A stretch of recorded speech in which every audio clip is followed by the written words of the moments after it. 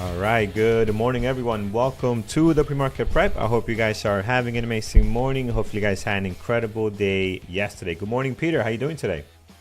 Good morning, Carlos. I am doing great, thank you. It's a after Fed morning. Welcome to the Yeah. day after. And yeah, a couple of companies have taken the opportunity to make some announcements. Smart timing. I got to give credit Yes. to the marketing Yes. geniuses at some of our semiconductor companies that we're going to talk about. They have timed, I think, their announcements perfectly. Mm-hmm. Um, yeah, and it's exciting times. We'll see. Now the market hopefully is free to get volume and some movement, the stuff we've been waiting for 2 weeks. Let's hope. Although even yesterday we And started getting some really good moves. It started right off yesterday. My Tesla, my third and final trade on Tesla actually paid out pretty nice. But all right. yesterday you started seeing things just, get back to hopefully the type of trade we're going to see coming here in the next couple of days, right? So we'll see. We'll see. I, Looking forward to it, man. indeed, and I think I'm feeling extra jubilant because it truly feels like the wait is over, not only in the markets, but for everybody that keeps asking. Guess what? Right You after got I'm your done the car. show, I'm going to pick up my car. So, Oh, you don't have it yet. no, Okay, no, all I right. didn't. I So couldn't make it yesterday. I didn't have enough let's time with our live show in the yeah, afternoon. yeah. I couldn't make it I'm there. just gonna hold my But excitement until you have it until you actually have it in your yeah, garage. So I'm just look, gonna stay cool. I'm trusting it's in good shape. They it always makes you nervous when you brought it in and it was in good condition other than the one little problem. Anyways, never mind. But they said we got a lot of cleaning to do on it. I'm like, what the hell did you do to it? Anyways, all There right. you go. There you go. Friends, good Yep. morning. Good morning over on YouTube. Good morning, everyone. And yeah, let's jump right in and see what the market looks like today. Our gappers list brought to you by tradingterminal.com. As you can see here, a lot more, not everything in the green. Got some stuff in the red, but plenty, Yep. plenty in the green today. It's going to be tough to pick what to Mm. watch this morning. Just scanning through this, and this is actually the first time I look at the entire list. There's a lot of tickers that I like here that I like to trade, Yep. like to watch. So it's going to be an interesting one today. So, but we'll do this, Peter, since it's so much there. I'll look at just the top four here and then we'll hop around a little bit. But before we do so, U.S. economic calendar, what is going on today? Yeah, I thought you're gonna skip over that for me. Look, today on the economic calendar, we're really looking for jobs numbers, and we have both initial and continuing jobless claims. Probably not really a lot to report there, frankly. Initial jobless claims came out slightly lower at 231,000 versus 241,000, and the continuing jobless claims came out exactly. Actually, I got that wrong. 30,000 lower, 1.92 million versus 1.95 million. So pretty close. Close enough, you know what, the market with everything else going on is not going to worry too much. But it's sort of a good sign anyways that initial jobless claims were 10,000 lower. Later this morning at 10 a.m., we do have what's called the U.S. Leading Index. That's a monthly measure. We're going to get the month of August. The expectation it's going to show a 0.2% contraction in the U.S. economic health, I guess we could call it. Again, not expecting much market movement as a result of that. I think individual stocks are going to take over and sort of be the tale of the day. That's my expectation. But always be ready, be aware at 10 a.m. that the number's coming out in case the market does do something fancy.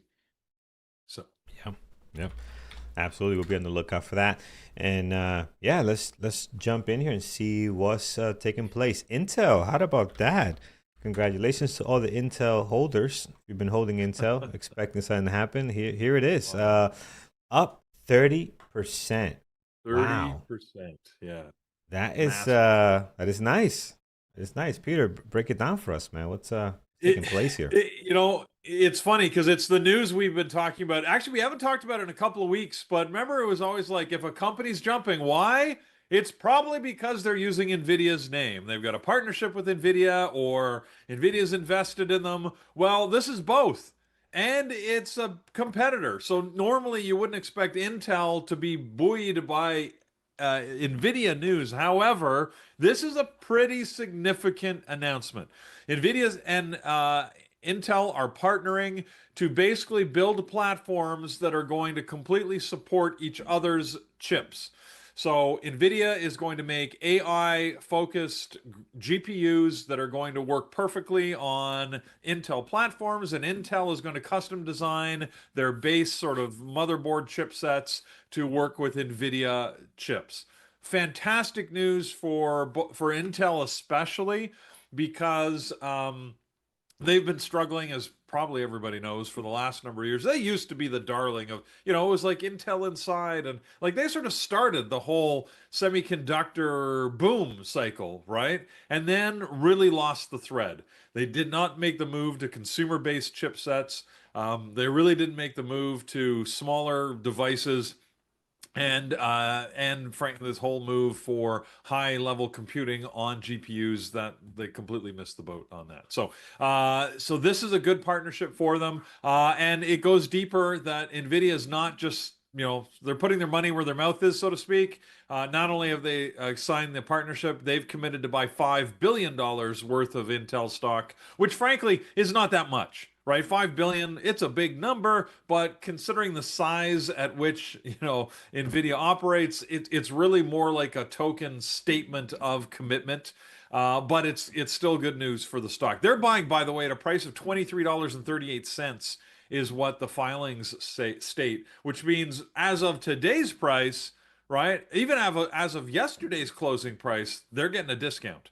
Now they're getting a 35% discount, right? Based on where the price is currently sitting. So already Nvidia's feeling pretty chuffed that their investment has made money. Again, so their $5 billion has gone up to $7 billion. They're like, yeah, whatever. I'm sure. This is big, though, for the industry as a whole. It's actually, I think, good that it's going to help solidify, or at least improve, the US's stance. And this is a good competitive statement because, as we know, China just came out 2 days ago and announced how they are preventing Chinese companies from using NVIDIA chipsets. Here's another reason why that's going to potentially be a problematic decision for them, as they're going to just increase their ability to deliver top end systems to the market. And if you notice on the other side, I know we're talking gapping up, not gapping down, but you got to look at who's most deeply impacted, right? You noticed of the semiconductor sector, AMD is down pretty heavily because this crowds them out, right? This is not a good thing for AMD, because AMD makes, they make chips on both sides, right? Both the GPUs as well as the more standard, right, companion sets, and the CPUs. And Intel and NVIDIA, getting into bed together like this is not good for AMD overall. So Yeah. we'll see how this all plays out, right? The AMD still has some cards to play on this, but in the short term, they're gapping down. I noticed that also Taiwan Semiconductor is gapping down, because part of this announcement as well is that they are also going to be partnering on the development of new chip fab technology, which Intel has been leading a group to try and build capability in the US, as the Trump administration has been requesting. And for NVIDIA to jump in with them so tightly means that they're likely to help accelerate that process. Now, there hasn't been anything specific about what that means. Will it actually accelerate? Remember, chip fabs, to build an actual fabrication facility, normally that takes about a decade, right? It takes about 10 years to really make it happen, which means we're still a long way away. But, look, things that traditionally take a long time can be accelerated under dire need. And if there really is a strong push and a real need to move to manufacturing onshore in the US, that could, they could cut that time frame significantly, I think. But this is just Peter speculating at this point. So in any event, I noticed Taiwan Semiconductor, which is the prime manufacturer of all chips for pretty much all semiconductor companies, is dropping a little bit today, where I noticed that a lot of the secondaries are getting a boost alongside the NVIDIA and Intel good news. So I think it's going to be some exciting trading on semiconductors, no matter what you choose to look at. I'm not sure about Intel, to be honest. And this is a big move, 30% pre-market. If you're thinking, like Intel's got the news, so that's what I'm going to trade. I don't know. I think it actually could be tough trading. You guys know I'm not usually that excited about trading Intel anyways, but just you can even look at a 5 minute chart, or I look at the 1 minute chart all the time. And it had a huge move up when this was sort of announced early this morning at 7, but it's been pretty flat since, right? Like there's hasn't been a lot of movement. We've been moving in about a 70, 80 cent range. So I don't know. I'll be watching it for sure because I'm prepared to be wrong. But the more exciting moves may be on something like the AMD, where people are deciding how big is the impact, and the 4%, 4.5% that it's down, is that too much or not enough? It may impact some of the secondaries. You may want to watch SMCI as people or Micron, right? What does it mean for them? They're not really impacted directly, but I don't know. Again, I'll be keeping an eye. We'll all find out together. I love these days, right? When you get the big news, and now it's about figuring out how can we make money off of it. Yeah, So I cannot agree anymore, man. Look, I'm gonna look at INTC. I think today's their day. Whether good or bad, who knows? But I think there'll be some movement there. And AMD, Nvidia, such a giant, man. What a beast. Anything Nvidia touches just turns to gold, and they don't care. They're not even up. 3% is nothing to them. They just don't yeah. give a crap. Intel's getting a beautiful lifeline here, so good win for them. we But yeah, it's unbelievable, man, what this company has done. Yeah, and we can't forget. I mean, there is the secondary effect. I mean, we'll talk to this indirectly with a bunch of other things. But yesterday was the big Fed rate announcement. I mean, I'm getting all excited here about semiconductors. We can't forget that was sort of the biggest thing in the market overall, right? So this is why I said I think the timing of this announcement is fantastic, because they waited for the Fed rate. The Fed rate, they cut the rate by a quarter percentage point, which is exactly what everybody expected. So I'm actually surprised to see the market sort of, it's doing okay. It's up a fair amount actually pre-market here. We're up about 3/4 to 1% on the SPY and the Qs, and that's good news because we basically got what we asked for. I was prepared for the market to say, well, that's it, right? That's all. You're just giving us what we expected. I wanted more. But it seems to be okay with that. All-time highs are still all-time highs. We're playing in that rarefied air up here. And yeah, it's feeling sort of feeling little happy out there in the market. So there's that effect which is going to sort of be behind this semiconductor news as well, and of course everything else. Yeah, yeah. Oops, sorry. Was checking something here. No, it's nice, man. It's really really nice. All time highs on spies and the Qs. We'll see how this plays out here. So far on my list, guys, Intel and AMD. I think those will be the two to look at. Nvidia, we'll always keep an eye on Nvidia, but I'm gonna put that one to the side for now. Let's see what else we have here, guys. Coming off our train terminal gappers list. Next is MLGO. MLGO this morning. We have a couple of days we've been moving. We are up 10% this morning, 476,000. Hard to borrow. Float on this 9 million shares flow. So again, on the lower side, today's won't be the day for this. I don't think so. They're going to have so many great things in play. Again, if you're a low flow trader, you can look at it, but for the most part, I'm going to be skipping on it, Peter. Micro Algo is the name. Yeah, and I don't see any news. We don't really have a lot of analysts that are following this thing. So I if you guys have a news article as to why specifically this is moving, let me know. But this looks like it's a Chinese-based software company. I don't know much about it, and I don't know why it's moving. Yeah. All right, we'll leave it alone. Nuke, NUKK. We saw this yesterday, and I believe you mentioned this was active even some days ago. But here it is, up 10% this morning, 1.3 million shares traded. Nucleus, another low flow ticker, sitting at 4.3 million. So again, very, very low. Be very careful on this thing. Peter, I don't like it. I'm going to skip on this. No, we talked about it over the last couple of days because it had made the news for a couple of different things with some private placement. The fact that they were acquiring Titan Software, that was last week, or 2 weeks ago, maybe. Yeah, I'm surprised it's still up here on our list, Carlos, because it felt like it was sort of, it should be done by now. Yeah. It's still getting volume. It's 1.3 million shares. I, you know, I haven't liked the way it's moved. So yeah, on a day like today, no, I'm not going to be watching it myself. Yeah. Yeah, we got so many new better things to look at.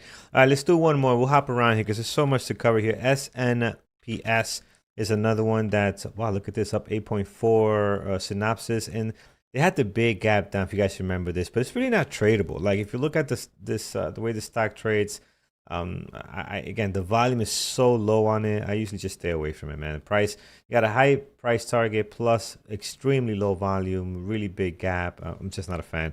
So I'd rather watch something else. And the reason for that, just so you know, is that usually when you have such a big gap like that and low volume, the way the candles form is very difficult to read the price action. And we're all about reading price action, trying to understand where it's going to go to next. Peter, your thoughts on it? Yeah, I agree with you. It's not one of my go-tos for trading. I'm just looking at how it's moved over the last few days. It hasn't been great, really. So not much movement. And I mean, it's gapping up here quite a bit, especially if this is a, higher price stock than you might think, right? Sitting at $460. But yeah, I don't it, it's not one of the fun tradable ones for me, and I don't really.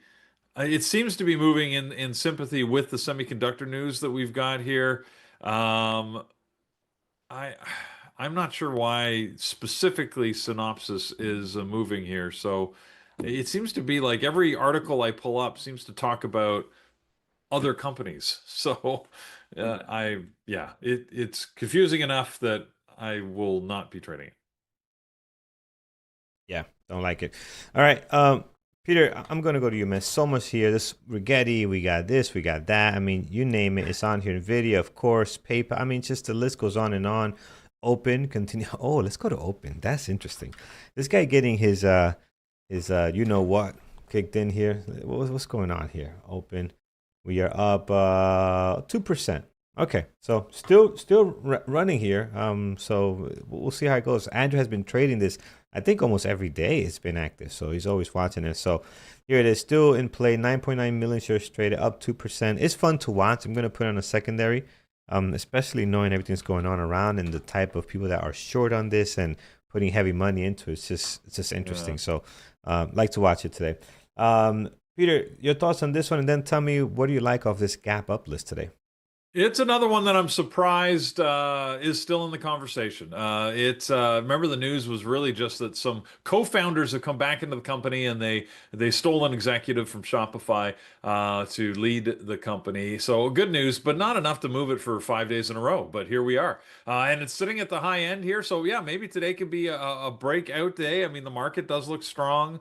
Normally I would say not one that I would watch, but yesterday it had some good movement that gave great trading opportunities.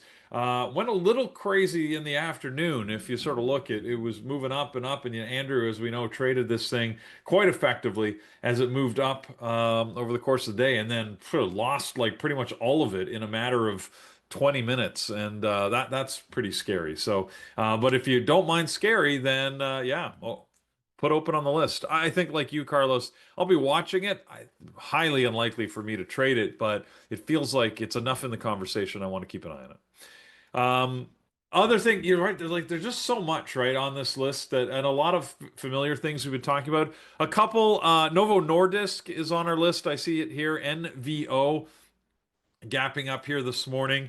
We don't often trade it, but I like 2.3 million shares. It's up 7%, which is a fair amount for Novo Nordisk. Again, I mean, look at the daily chart. Tiny little candles, rarely moves. This is a pretty big gap up for it. It really just got some good competitive information. How their Ozempic, there was some Ozempic data, anyways, that said that their drug performs better than the Eli Lilly competitive medicine that's coming out for the same obesity slash, it's um, um, diabetes treatments. So again, is it going to keep it moving? You never quite know with NVO. It could be enough to keep it active over the course of the day, but it's a more sedate move if that's the type of stock that you like, which it is sort of the type of stock I like. Another one that's been in the conversation for the last few days is IonQ. And I notice it's on our list here again today, gapping up and gapping up about 4.7%, almost 2 million shares traded. But it's one that you've got to wait for it to move when it moves. Like yesterday morning, if you were watching this eagerly looking for a move, you would have been disappointed until mid-afternoon when this thing decided. It's sort of like with the rate announcement, it felt like that's when it just decided. IonQ, it just moved more than its peers. And I'm honestly not quite sure why that was. They also had some of their own news that they were acquiring a couple of startups. They were sort of reinvesting in the company. But yeah, like as you can see right at the 2 o'clock mark, right, this thing sort of moved a little aggressively when the rate announcement was, but then it decided to go up and kept going quite aggressively into the close and then after the close as well. So I'm thinking that might be worth keeping an eye on today. One of Brian's favorites, Lululemon, is on the list, which is a little odd. But anyways, I don't normally like watching Lulu. It's not a great trader, but I know it. It's always a little humorous for me to hear Brian and Andrew say how much they like Lululemon clothing because then of course I can't help but picture them both in yoga pants, and that just is humorous to me. Um, CWD is on our gapper list. Like again, we got like the smattering of everything here. CWD Yeah. was one that just had that one crazy day, and then sort of gone dormant. The fact that it's on our list, it just barely made our list here. 3.5% up, just under 500,000 shares traded. Not enough for me to watch it, but if you like it, then off you go. Yeah, it's almost like you can pick, p pick almost anything. We got lots of stuff that's moving. You notice what I haven't talked about are some of the big ones. Gapping up today is PLTR, Tesla, Apple, Amazon, Google, Meta, Microsoft. They're all gapping up just a little bit with the market, so to speak. I don't know if they're. I'm not sure how they're going to move today. I'll still watch Tesla because I always watch Tesla, but I'm thinking it might be a quiet day. That being said, it is above this recent range, right? This morning we're sitting up at 429, and it hasn't traded in this range for quite a while. So um, maybe it can keep going. PLTR, Carlos, I know it's one that we talk about a lot. That is, we always regret the days we don't watch it. The days we do watch it, it doesn't do much for us. So I feel like I just have to keep an eye on it in case it does something. The rest, I'll let other people tell me if Apple, Amazon, Google, Meta are doing something fun. Yeah. Yeah. I agree. Um, let's see what's capping down, guys. Let's see what's happening there. And I don't have a lot on my list. I'm trying to look at stuff that's really moving on its own. Everything else is just kind of market related, right? We'll look at RGI in a second as well. But go through what's capping down, what's not making the cut. A lot of semi stuff here. So we talked about AMD already. I have that on deck. Obviously, given the big news, they're dropping here. And again, it's just great timing, Peter. Right? We keep saying it because even if the market would have reacted negative, you hit this news, you move up. If it reacts positive, no problem. You hit it with this news, go higher. So just the timing on it, on such a positive news for NVIDIA and Intel is just awesome. But yeah, AMD taking the grunt over here, down 4.6, 9.2. I do have that in deck already. RCAT, this has been on our list on and off, and I don't know why this garbage is here. So I don't like this at all, Peter. I mean, I see it so bad. So I'm not about you. Yeah, it's. I agree. It's been on the list. I don't know for a while now, but I don't like it. It just never seems to trade well. It's Today's news is not inspiring either. It's a secondary offering, issuing $150 million worth of stock, 15.6 million shares at $9.60 a share. So yeah, not tradable yeah. type news. Not good at all. James in chat's asking, well, what's that? Oh, you haven't seen the garbage truck? You don't know what that is? It's the garbage truck, my friend. Garbage truck Is for there RCAT. garbage? Yeah, it's our Yeah, signature yeah, garbage. me and Peter drive that thing whenever we Um, find something as bad as we just saw. I'll show you here. There it is. That's coming now. Here, see us? I'll pause it right there for you. There we are. Look at me and Peter just riding along. Peter, you driving? Or is this a Euro truck? Am I driving? I don't know if I that's don't a know. I US mean, truck. is this a European truck? It looks like a European truck, It looks like a Carlos. So European truck. Yeah, I don't know that yeah, brand. I It's think very you're weird. driving. I Yeah, think I'm driving here. All right, here we go. I don't know. You know what? It's self-driving. We're just along for the ride. Ah, like that. It's all Yeah. AI, baby. Beautiful Yeah. thing. All right. Take us to the dumpster. All right, here it is. So the other one is Unity software. Go ahead, Peter. Yeah. I Yeah. just you'd skipped over the top one on the list, or at least top one on my list, which Oh, is Elway. Yes. Because I Elway, have to scroll up a little more. which That's is why. Yeah. not interesting as a trading opportunity. I always love the news on this. So Lifeway Foods had received an unsolicited acquisition bid for Danone from Danone, and then the board formed a strategic committee to look at it, and they had some conversations. Danone issued a statement and said, "We are no longer interested in buying Lifeway Foods." So yeah, we don't think so. And this, I love when the statements all sound like a relationship gone bad. So Danone has said, we're no longer interested in buying you. Lifeway's come out with a statement from the board and says, let me paraphrase, you know what? You were just a distraction to my life anyways, and I'm very happy this is behind me. Now I can just get on with what I need to do. So there you go. There That's it is. This is another uh, garbage. Just anyways. pure garbage. There So it is. Man, let's get those two out of the way. All right, friends. Let's see what else we have here. So ARM, ARM this morning, 3.8. The Oscar goes to ARM down 3.8, 444,000 shares traded. Again, just semis. But these guys are partnered up with NVIDIA. Like NVIDIA, not partnered up, but NVIDIA did a little investment in them, right? That's what actually got them into our focus. If you guys remember that. So not sure what's going on here. I don't think they really are in play. Again, this is a weird one. Why they will be gapping down here, Peter? So, not sure. Well, gonna leave it alone. I don't want to watch it. Your thoughts on it? yeah, I'm not. I mean, there's a lot of play. Like you'd have to understand exactly what they do. I mean, ARM does have they have competitive offerings to Intel more so than NVIDIA. So NVIDIA's previous investment made sense, but now the NVIDIA Intel partnership, could put ARM at risk, sort of like AMD. So. But we'll again, time will tell. We never you never know how these things are going to play out. You know, the little drama I just sort of acted out for you with Lifeway Foods and Danone.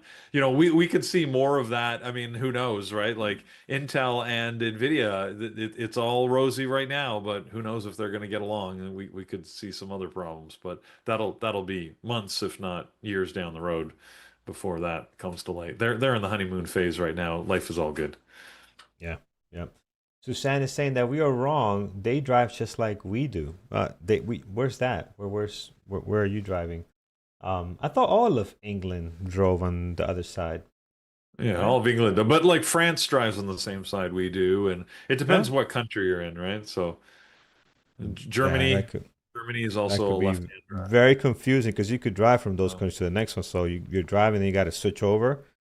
Ah, that could be really confusing. But yeah. All right, friends, let's get to it. Let's go to, we talked about ARM. We talked about all these ones at the top here. Baidu is next. TSM, we kind of spoke about a little bit, and XBET. So let's do Baidu and XBET. And then, Peter, we'll get to you on what's happening here. So Baidu this morning, down 2.8, 594,000 shares traded. Again, Chinese tickers over the last couple of days just been crushing it. Intraday, they have not been great. I mean, I've been keeping an eye on Baba because I love this ticker when it is in play. But again, beautiful daily. Just the intraday, though, has not really been clean. So it's just kind of been staying away from it. So you see Baidu here today. I don't think it's really anything tradable at this moment. I think we'll find something better to look at. Yeah, I agree. I mean, the Chinese tickers have not traded very well to my mind. I mean, even if you look yesterday, we were watching a lot of them because they were sort of gapping up. It was looking somewhat interesting, but then look at how the trading panned out, right? You really just have to pull up Baba or Baidu or Billy or, pretty much any one of them. And I don't know. It was didn't create easily tradable opportunities. But it's interesting to me. We do have international news on chips. It's all about semiconductors right now. It feels like China's made a bunch of announcements in the last 48 hours about new chips coming out. Huawei has announced some big chips coming out. There's Alibaba we talked about yesterday, right? And their development of chipsets. So China has they didn't just say we are not going to use Nvidia. They're also playing their game of sort of global public perception in making sure that they came on. They followed that up with a bunch of announcements of new chips and new investment opportunities and growth within their segment. So again, how real is it? How much is it lipstick on the pig, so to speak? I have no idea, but it's interesting times. Anyways, the chip wars are on, baby. Like it is, they are on. So Yeah, yeah, it's definitely happening. All right, and then TSM is on here. We kind of spoke about this one a little bit as well. Again, being affected by all the chip stuff that Nvidia and Intel are yeah. costing here. This could be interesting today. I mean, it's got good volume, 1.9 down 2.4, but it'll be probably kind of like watching AMD, I think. Right? This is probably a better one to look at. Are we oversold on this? Is this gonna come back, or is it really bad and they're going to take even a bigger hit? So I think they're in a good spot to watch AMD. If you like TSM instead, you can do that, but it's kind of the same news happening here. Indeed. Yep. And I think we're good, Peter. Anything you like as far as gapping down? Nothing we haven't talked about. I think AMD is the top of my gap down list. I watch it anyways, so we'll see what happens. At this point, I'd be hoping actually for a pullback and then a further drop, but it's in a weird position right now. So, yeah, but yeah, we'll see what happens. One that's been mentioned quite a bit, let's go to it, is RGTI, right? So RGTI, if I could type that correctly, RGTI, here it is. So you guys have been mentioning this quite a bit. What's going on here? Let's see. So we're up 3.3, 3.6 million shares traded daily. Looks awesome. Look at the daily on this thing. It's been, Yeah.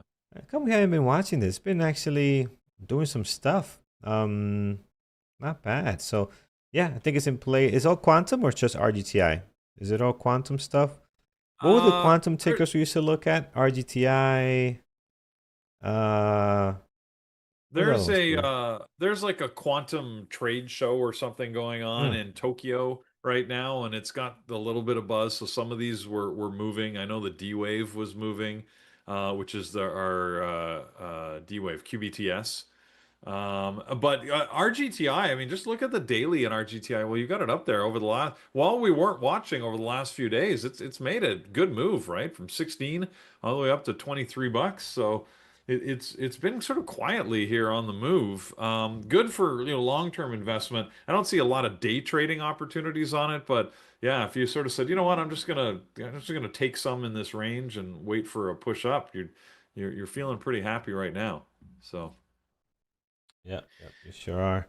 Doing very, very well here. So yeah, you know what?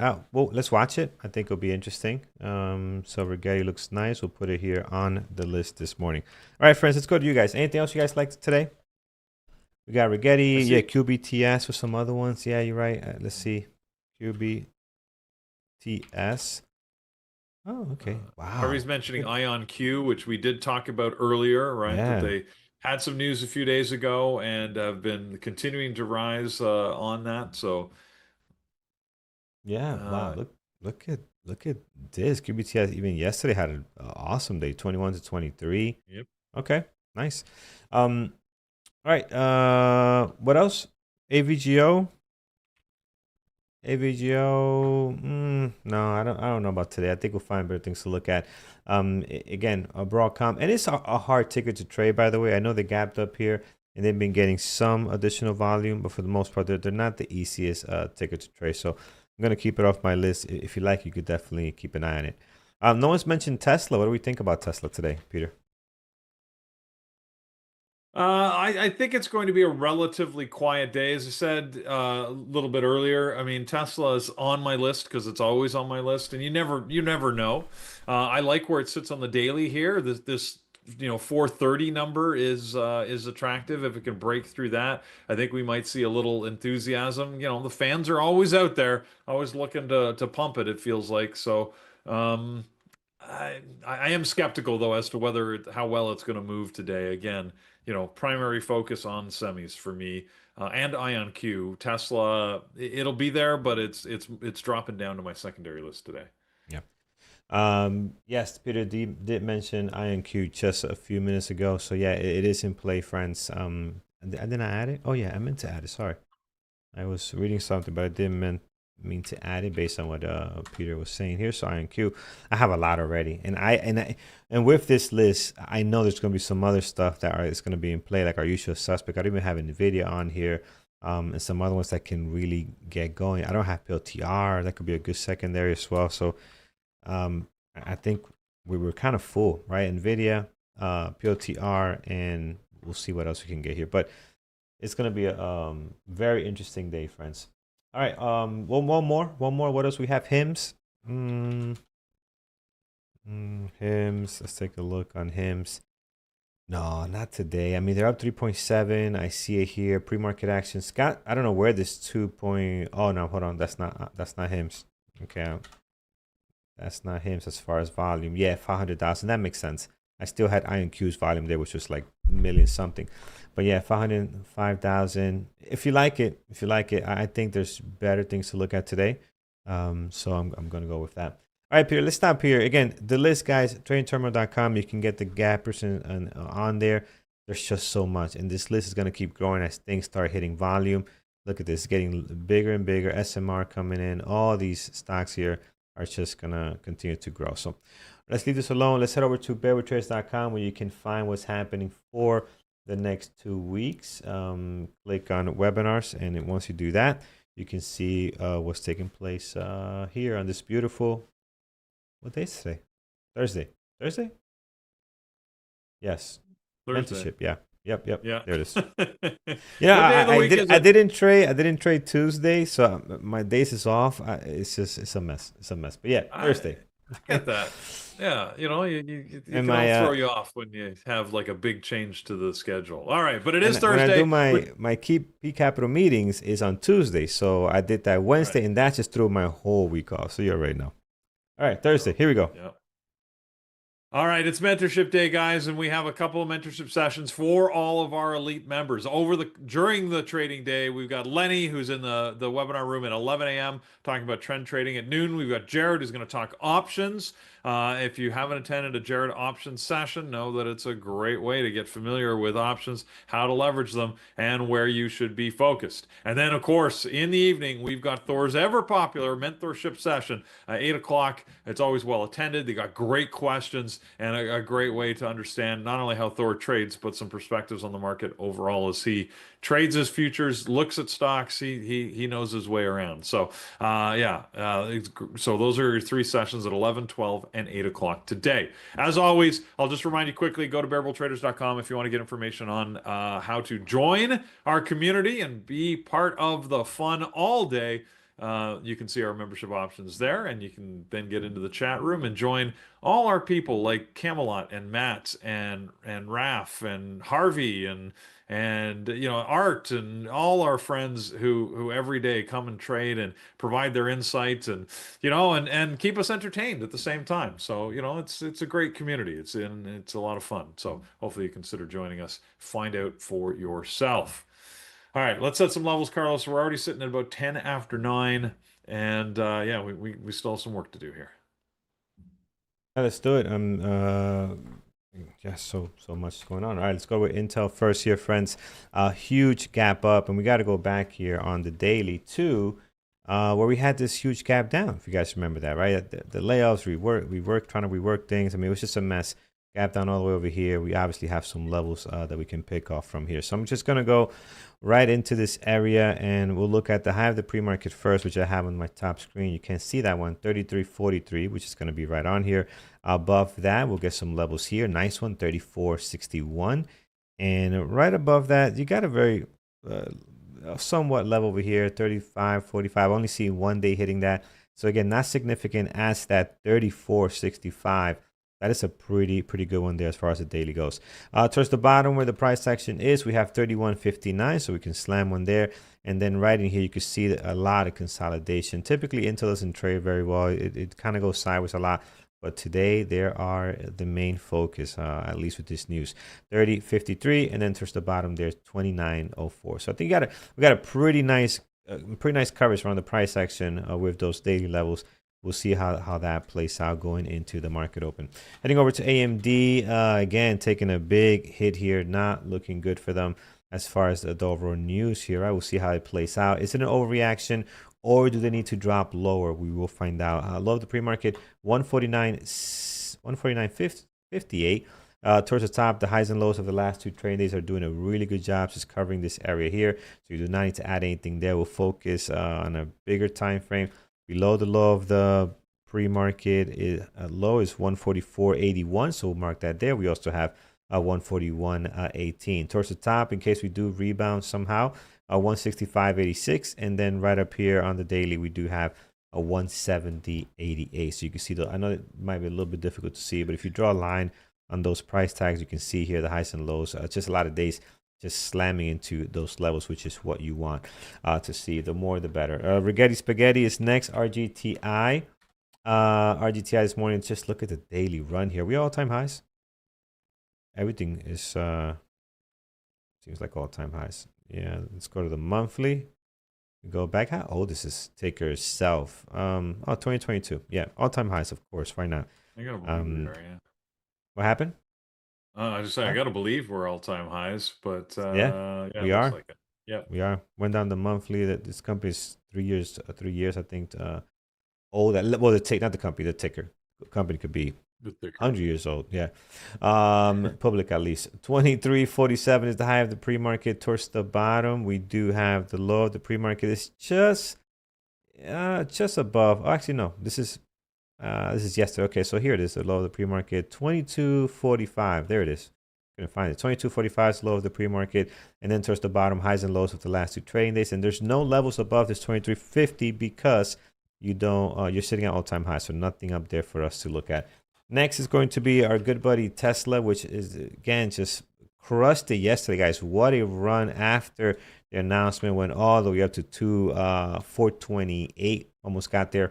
And today we're slightly up, but we're giving a lot back this morning. High of the pre-market on this one is going to be over at 433.52.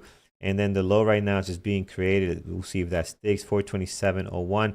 Below that, highs and lows for the last two trading days. You do not need to add anything else down there. Now let's focus towards the top because we have been higher just in case we can get going here. There's a nice level over at 439. 439.85, and then one more just in case, 449.34. So we're ready for that here on Tesla. What a run over the last couple of days. I mean, the stock was sitting at 350. You know, we're shooting for above 400 now, so well above 400. So pretty nice. Last but not least is IonQ. IonQ has really good action this morning.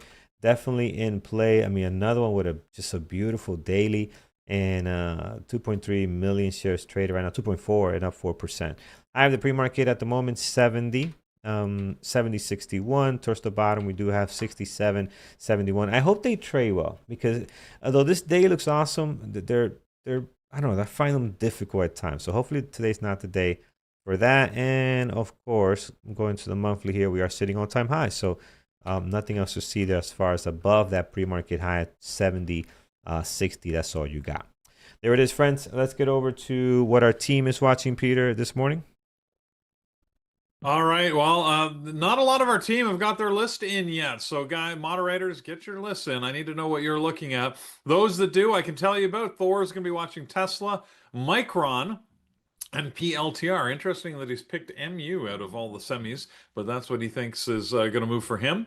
He's also going to he's also watching some futures contracts. As I mentioned to you, my primary list a little different today as I'm watching AMD, Nvidia, and IonQ, and on my secondary I've got Tesla, PLTR, and Intel. We got two potential IPOs to let you know about.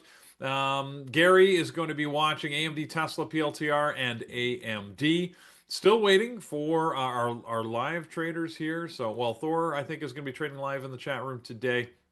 And we have Brian, of course. And I don't know yet what Brian's going to be looking at, but it's probably some combination of the stuff we've talked about. Bottom of the screen, you can see what Carlos is looking at in Intel, AMD, Rigetti, Tesla, IonQ, and then he's got Open NVIDIA and PLTR on watch. So we'll see what happens. It's again, there's lots to look at. We've got lots of opportunity. We haven't even talked about things like Hood or any maybe some of the crypto related offerings, Coin or Mara or MSTR. But anyways, it's yeah, we'll see what happens. It's I, I'm hesitant about the way the market's going to move because we are gapping up. Again, I thought that we were going to be in a position where, with the quarter point price cut that the Fed announced yesterday, already priced in, that the market might say not enough and drop. But we are up to this morning. But big money hasn't weighed in yet, so I'm waiting, and it's partly the reason why, frankly, I'm watching AMD, because if the market drops, then AMD might get pushed even lower. But we'll see. I don't know. I mean, I could be totally wrong, and this thing could take off. We are at all-time highs, right? So it's always tough to tell when you're at all-time high territory because we don't have history or levels here to understand, what's likely to happen. So. Yeah, we'll see. We'll see what happens. Yeah, and I don't know if Andrew's going to be trading today. He mentioned that he's heading to the mountains, so I think they might be heading up to. I don't know on this mountain. Is it one base camp and then you make a run for the summit? Is there a secondary and other camps that he may have less connectivity than the fancy tent that he had? I'm not sure, but he's out on the mountains, so his primary focus is not trading right now. It's climbing and hopefully staying alive. That's very important. That's an important part. It's a big part of it. I want to believe that. Yeah. Yep. All right, Focus friends. on We are all set. Once our traders log in, we'll hop off from over here. It's funny. I was looking at was fact checking one of our members here. I got to fact check people, and I thought there was a lot more left driving countries. I thought this whole side over here drove in the left. But I guess I guess we are on the right side of things, actually. I thought there were a few more in. I thought there were a few Europe, more. to be honest. Yeah. Me too. I thought this whole thing here was left driving. I knew that. I knew that a number of countries, Germany, Spain. I mean, I guess just because I know the ones that I've been to, right? So Yeah, Germany, yeah. Spain, a number of the Slavic countries, Portugal. I thought I knew all they of were this, all man. left. Yeah. Well, I mean that's left-hand drive. You mean a right-hand drive? So, anyways, Yeah, but yeah. it's yeah. Okay, I so mean, in again, this case, we're right. They're driving on the wrong side because for the metrics, we're definitely wrong. Like metrics were wrong here in the U.S. We got to get it right. together. But in this case, we're in the right side of things. Okay, got it. The right Cool. side. I guess I guess that's the common terminology, right hand versus left. Anyways, whatever. Yeah, maybe I was biased too, having lived in Australia. I've gotten very used to driving on the other side of the road. Anyways, so and I'll tell you, Carlos, the thing if you've never done it, it's a fun experience. I love driving, so it's a fun experience to drive on the other side. The thing that oddly is the most confusing, parking lots, because you don't have the road signs or the lines or anything, and it's very easy, especially when you're pulling in and out of parking spaces. It's very easy to end up on the wrong side of the road, and it can happen anywhere. I've got a great story where I was living in Australia for a number of years. I'll tell you real quick because we got a minute. Living in Australia for a number of years, came back to the US for some meetings, and a friend invited me up to their cottage. And I'm like, this is cool. So I got this Jeep. It just happened to be a Jeep rental. Thank goodness it was, because I needed the ground clearance, as it turned out. Because I went and I got gas, and it was one of those things where I pulled out onto the highway, right? It's a divided highway in Texas. So you know that there's big trucks and speed going on. And I pulled out of the gas station onto the wrong side of the highway. And I'm literally accelerating myself to highway speeds when I see these cars. It was a semi truck and a pickup truck coming headlong at me, and I'm like, "What is happening? Why are they on the wrong side of the road?" Just to realize I was on the wrong side of the road. I literally did an evasive maneuver into the ditch.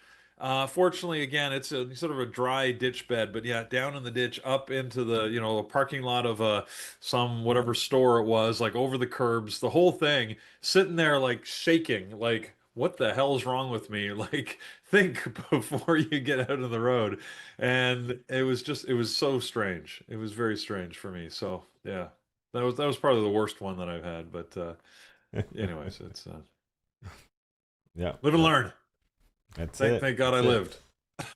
Yeah, yeah. It's scary, scary, And scary. fortunately, the traffic was like a long way away, right? So I had lots of time to think about this, but it took me a surprisingly long time to process, right? When you're staring at cars and you're thinking they're in the wrong, what's wrong with them? Why are they on the wrong side of the road? I mean, the obvious answer was I was wrong, but you know how your brain is like, it's got to be the other guy, right? Yeah, yeah, So, yeah. 100%. anyways, yeah, that was a panic-inducing moment. Anyways. Yeah.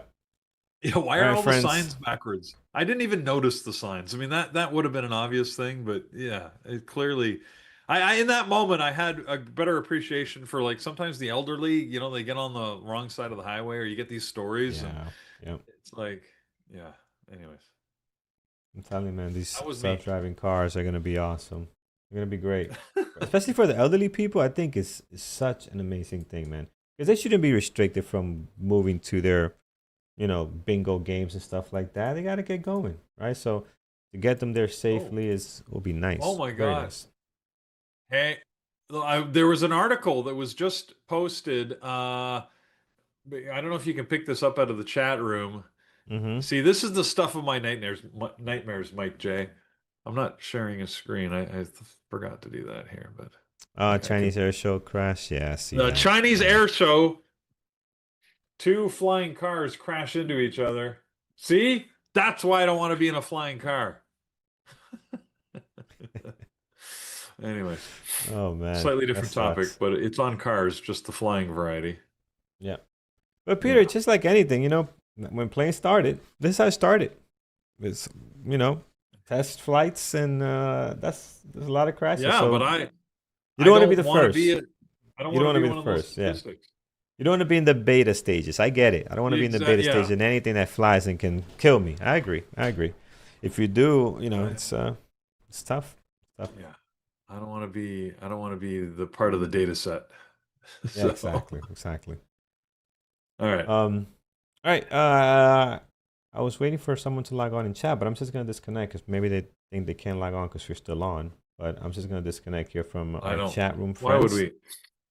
Oh, Yeah. look, Megan. Megan's focused today. She's just going to be watching Hood, one we didn't talk about, Robin Hood. Mm-hmm. I did Mm-hmm. mention it was one of the ones that we didn't talk about. But anyways, Yeah. and then Brian is going to be trading AMD, Intel, PLTR. He's got a swing going on that apparently. Oklo. Oh, there's another one we haven't talked about. A whole sector that we hadn't addressed, and of course, and Tesla. So that's what Brian's looking at today. All right. Awesome. All right, friends. We're gonna log off. Brian is up next, and we'll see you guys later. Here. Okay. Perfect. Awesome. All right. Um.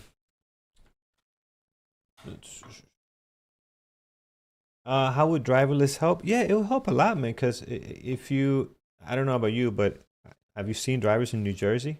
You gotta come to Jersey. You see these elderly people, and I feel so bad, man. They'll cut me off, and I just look over. I'm like, how can I get mad? It's an 80-year-old lady, can barely see her steering wheel. She's driving her nice Lexus like this, right? Can't even see that there's cars and stop signs, right? So it's dangerous.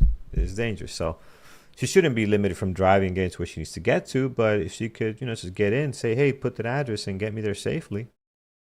Absolutely. Absolutely. Florida is dangerous. I never seen how big these intersections are. Dude, they're wild. Like when there's not that much accidents, or at least not like there is over here. But when there's one, just gonna go get the bodies because the intersections are like highways. Everything is just like blocks. 90-degree turns. It's like 6, 7 lanes going into an intersection. It's just crazy. So you gotta be careful in Florida if you're driving there. Yeah, I think you have to be careful in Florida anyways, because Florida people, pardon me to anybody who's from Florida here, but Florida is crazy.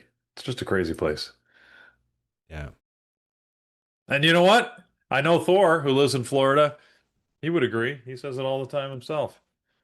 So And he lives in the nice part of town. he He lives in doesn't the live nice down part in of, yeah. he doesn't live down in the south of Florida Yeah. where all the good stuff happens. Yeah. Um All right. all right, I need friends, to let's get convert. here. 1 minute, 5 minute. I'm ready. I have no idea what to expect. I feel weird today. I don't feel like it's gonna be a great day as far as trading.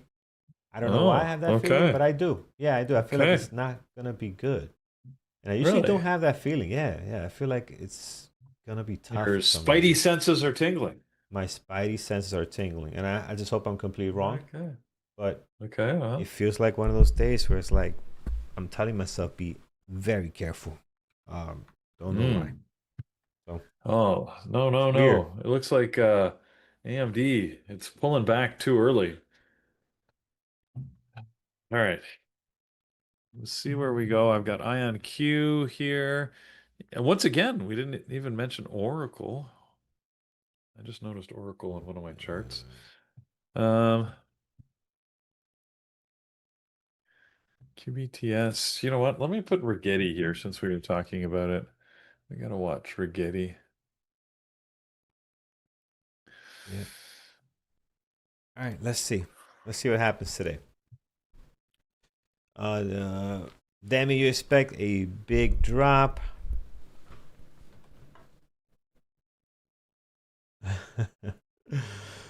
My props is good. Sarah, Yeah, good I don't morning. know. You're from Florida. Good morning, Sarah. I mean, I mentioned that. I expect a drop as well. That's sort of what my thought is, but again, so far I'm not seeing signs of it from the market, but I don't know. We'll find out. I'm trying not to be too directionally biased, but I do have an opinion. Yeah. Oh, and I've got to. All right, guys. So I want you to hit that thumbs up. Really appreciate it. We would love to get to 400 before we get out of here in about an hour or so. At least me and Peter. Then um, Thor Yep. comes on and other people as well. So definitely hit that thumbs up. We'd love to get to our goal. Right now we're sitting at 210, so just 200 more. Shouldn't be hard to do. With 1,000 people watching, so I think it's a pretty easy target. But we need your help for it. So thank you guys. All right, Intel giving some back. I think Intel could be a good one for today, Peter. I know you're not too fond of it, but I think today this could be a nice opportunity. It's setting up to be that way. So let's see. This push. Okay, so some people think that this push will be short-lived. Other people think that we're gonna keep rocking. What's your thoughts, guys? I wish I could do a. I gotta find out how to do a poll here in YouTube. There's a way to do it. There is a, yeah, There's there a way is to a do way it to on do a YouTube. I poll. don't know how. Um, Let me see if I can find that. I probably gotta log into the account.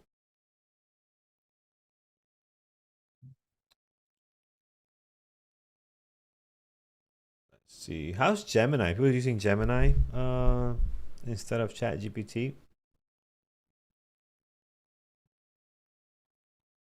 Let's see here.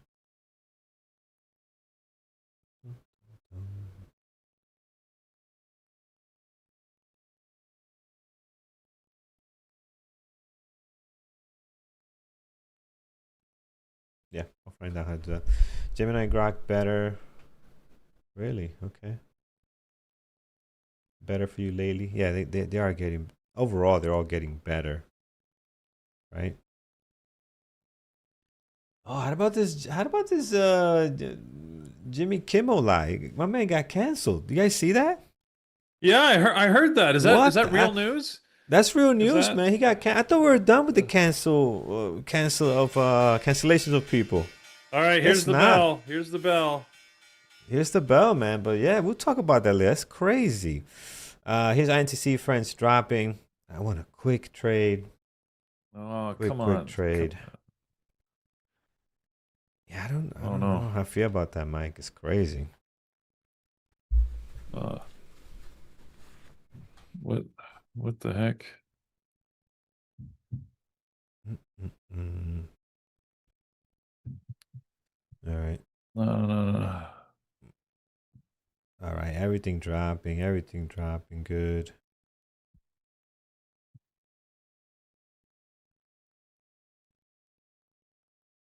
Could be a good day for scalps. I think scalping will be good today. Yeah, I got into AMD and somehow stopped out. I didn't mean to do that, but I stopped out by Mm. accident Oh, that sucks. now and now I'm back in again, but at a much worse price. Mm. I am looking for a drop, but I might get hammered here. It's holding here too much. Yep. PLTR, 1 minute ORB.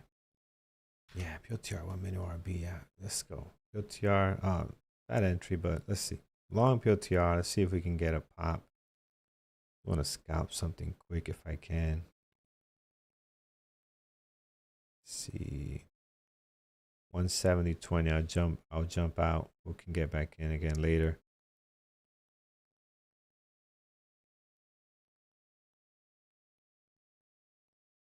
It'll be a quick one if we can get it. Oh. Oh. Let's see. There it is. Let's get up there. What's the high of the what's that level coming up? That is, what is that? I don't know, but we're gonna take it. Oh, bad fill. Fill me on the top, man. We got fill me in the middle of the candle. Only 20 cents, but I mean actually 10 cents, but we'll take it. Wow. Let's see here. Oh, my goodness. PLTR. Where you been in my life? Oh Where wow, have you PLTR is been? doing for you. I'm struggling with AMD here as it's just chopping around and not giving me what I'm looking for. Oh man, I picked the Looking right for a horse today. Normally I drop. don't pick the right horse, but today we did. Wow. Look at this.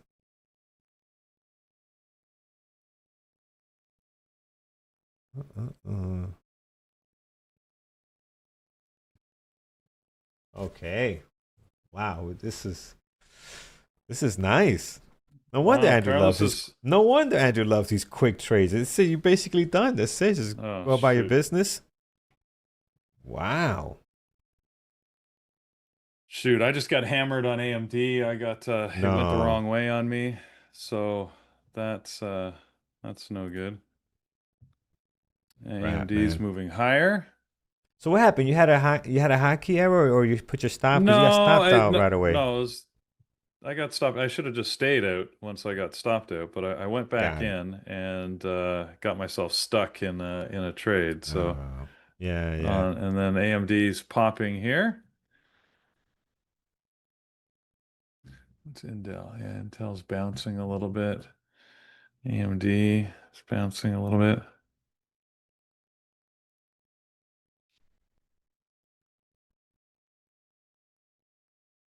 Right. I'm gonna take some off here because we this might be done. I mean, it's basically a $3 move. So that's a big move for PLTR. I don't know if we have a lot left to this. We might come back and retest the view up again, where some people will be adding. I'm thinking about it, but just not. You know what? If we add, no, I'm not gonna do it. I want to, but I'm not gonna do it. I should have done it. Oh, Why didn't you add? Gotta channel my inner Andrew.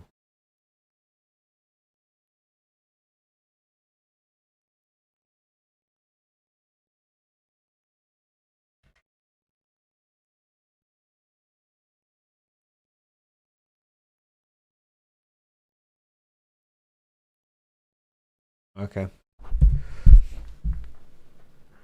Yeah, JC. So I was trying to add smaller size. The problem is to add smaller size, I gotta now go in and do it manually. I don't have a hotkey for that, and I'm so used to just hitting the button. So by the time I pull up the thing, so I gotta set it up. I gotta set up where I can add maybe a quarter. I gotta set up a hotkey that so it does it quickly. A quarter of the position I have open. If I could even do that, I think you could. With Dash Trader Pro. Just so it could be something small. So if I have to stop what I'm doing, like if you guys haven't seen, this is what I used to get in and out of my trades, right? So it's only very simple hotkeys. If I want to do a smaller precision, now I got to go stop and manually put it in and get the route. Like I don't have that set up. So it takes long and not ready for it. I got to get ready for something like that. Because if I hit the hotkey here, then it's going to add a boatload of shares, and that could bring my average really close since I parceled out a bit already.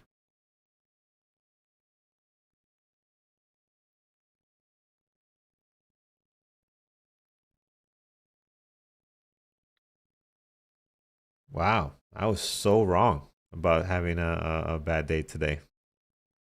So wrong. I'm gonna say that Well, every day. yeah, Every that's day I'm right. gonna say that. Like I have a feeling it's gonna be horrible today. Oh. All right, so I'm basically I don't have a lot of shares left, so I'm just gonna hold, see what happens. I don't mind holding whatever's left to the pullback to see if it's gonna be some kind of crazy day. Um, but so now for me it's just try to stay cool, not get overexcited, not let this thing get to your ego and say, "Oh man, you're a great trader." Just relax, nothing, and still try to look for another for a VWAP breakout, right? So don't let the euphoria, mess with you. Then you start getting too loose with your entries and say, "Oh, I'm gonna go long on this one." No, you can't do that. You gotta try to like just Right. be cool and not let one trade, whether good or bad, be too important in your trading, right? Like this is a great trade. I can't let this be too important in my trading and give it a lot of importance as far as my overall trading. And you do the same thing for bad trades. You can't let the bad trades take a lot of importance in your trading. So let's see if we could find a VR breakout, because I think, oh, Tesla engulfing pattern on the 5 minute, uh, but not ideal. No, it's not good. Oh, Rigetti friends. You guys were looking at Rigetti. Did you guys take this view at breakout? I know it's not a big drop I like don't we know. like to see, but this is good, guys. You guys were, because a lot of the chat was one that was talking a lot about it, so I wonder if they took advantage of that. Right. Right. It's gone now. I'm not looking at it, but wow, that was textbook. Textbook. View at breakout. AMD Peter, AMD back below the VWAP. Are you back in? No, I tried, but then I got out again. I'm now, pretty risk adverse after taking a big loss on it. So Yeah, yeah. I again I It, misplayed it, so that's my own fault. Might have yep. been a little overly aggressive on my, as normally I'm very cautious on these things. In this case, I sort of threw caution to the wind, but usually when that happens, that's when I get hurt. Oh, look at this thing popping up now. Yeah, yep, yep, yep. IPOTR holding here. This is where people will be adding. I don't know how they add here. It's tough, but they'll be adding here to try to go to 175. Because usually the stocks they retest the high and then they drop or get close to it. I find it difficult to do that. Um, IonQ, Mohammed, IonQ. Yeah, yeah, yeah, yeah. A nice little breakout here. Not as clean, but yeah, you can get a retest here, almost looking like an ABCD pattern. So, which is your my VWAP is this blue line. This I made it bold. This kind of like bluish line there. That's the VWAP. The other gray ones are moving averages. Yeah, I think INQ can go here, guys. This is nice.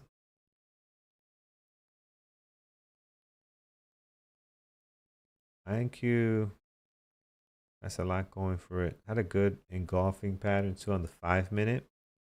That was pretty nice. That's wow, Tesla was a great short. Rigetti, AMD above the VWAP, Intel. PTR is coming back to the 9.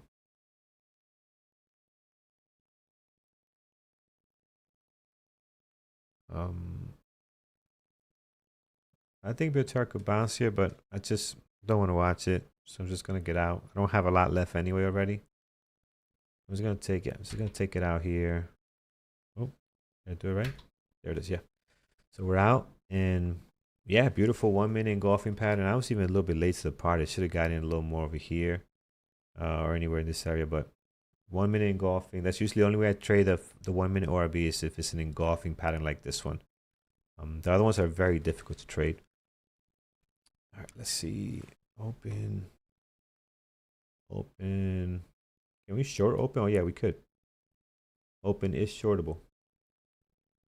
Yeah, it has been for a while. I keep thinking it's a low flow. Is it a low flow? It is or no? No. Open.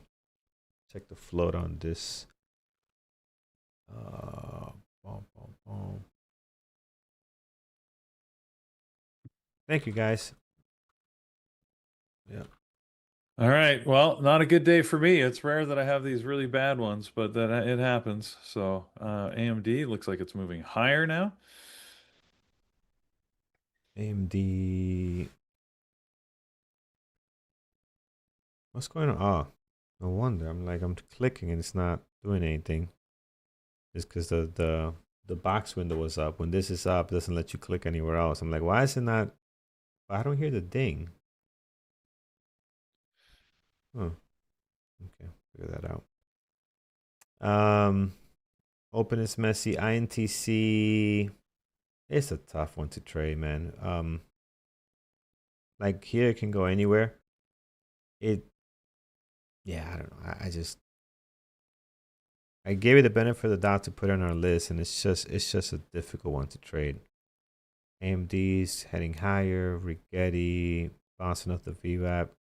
Wow, we're getting a rebound now, Peter. I think Tesla's coming back up too. What's the SPY doing? Yeah. Use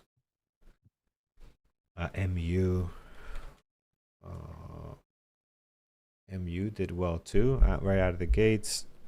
And TSM, just look at what you guys are throwing out here. TSM. Well, do you like TSM? Now 261, pre-market 256. Yeah, it's a different type of trading with TSM. Notice how low the volume is. You can still trade this depending on your strategy, but don't expect quick pops, right? But yeah, man, it's up here. It's up. TSM is recovering some of the losses, and I think AMD is trying to do that as well here.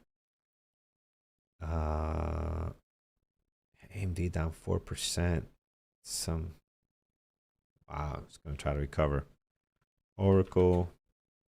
Whoa, is the fun over? Let's see. The Cinderella story is coming to an end. An Oracle. Yeah, I don't know, man. The volume's down. Look at this daily. I hate this because I don't have a strategy to get in here and join this party. But are we losing it now? We're coming back to the last area of support before after that big gap up, which is right here, 291. Well, we're still $3 away, but this thing can move $6 like nothing. So be careful on the number of shares you take if you are going to trade this thing. But yeah, look at it's back down. I mentioned this. I think it was yesterday, the day before. No, I was in court the day before. Yesterday, that every day just sells down. Look at this red gap. Even the gap ups are just sell-offs. And today it's coming down. Wow.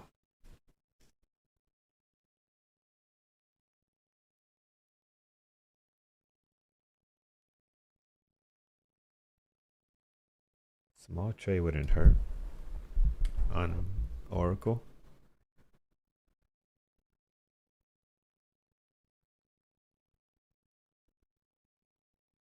Small trade will not hurt. You went short IonQ. Oh yeah, what is IonQ up to? I'm out of PLTR already. Yeah, I'm out, Christian. So PLTR. Oh, you're asking me for the VWAP breakdown? Yeah, I not sure. So here's below the VWAP. This is actually, these two candles are the pullback now. So now you need to see it rejection, head back down, and then the confirmation candle could be a good entry, right? That's what we want to see here. So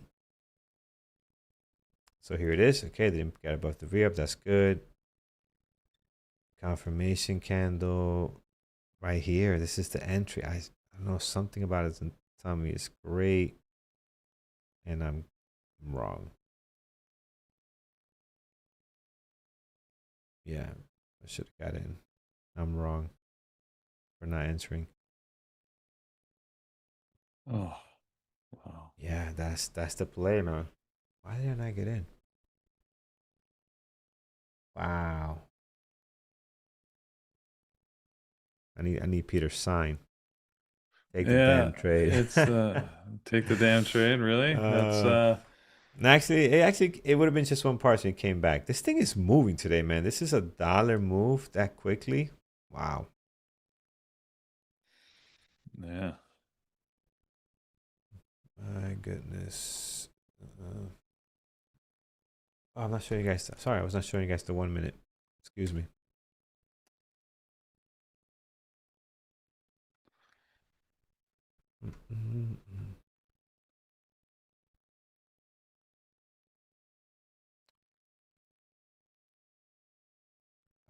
Let's see what we got. I think we got our answer on the market responded to Fed. You know, the market, it's, I mean, it's, yeah, selling off, but we are still right. We're Oh still my green. God. Like as far as the open, right? So we're giving back some gains, but still green for the day. Barely. See if we can hold. Yes, AMD back above. Intel trying to get to the VWAP. Intel could be interesting, guys. Rhinos, what you took profit on? What did you trade? What was the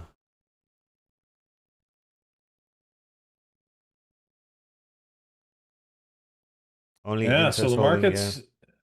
the markets did drop off the open. That's sort of what we expected Mm-hmm. well, I expected to occur. Unfortunately, I was picking the wrong horse. I thought AMD would sort of follow them down a little further, and clearly not. It's getting support here.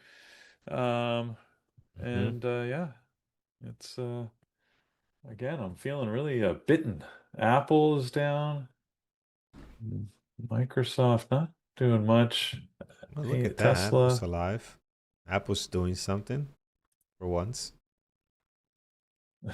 Yeah, Apple's doing something for once. Yeah, indeed. INTC. Yeah, I see it. INTC coming up to the view app here. Yeah, this could be interesting. I'll be honest. I hate the way the stock trades. I just, Mm. I mean, I have it here. It was my main one to look at this morning, but POTR just looks so much better. But here it is. Let's see what it does. So it's coming up to the VWAP.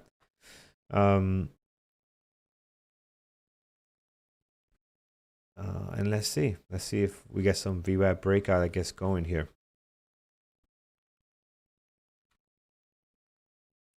Hood bouncing off the VWAP. So it's a different play here, but yeah, see that bouncing off the VWAP here on Hood. So yeah, Robbie, did you take this one? Did you take it?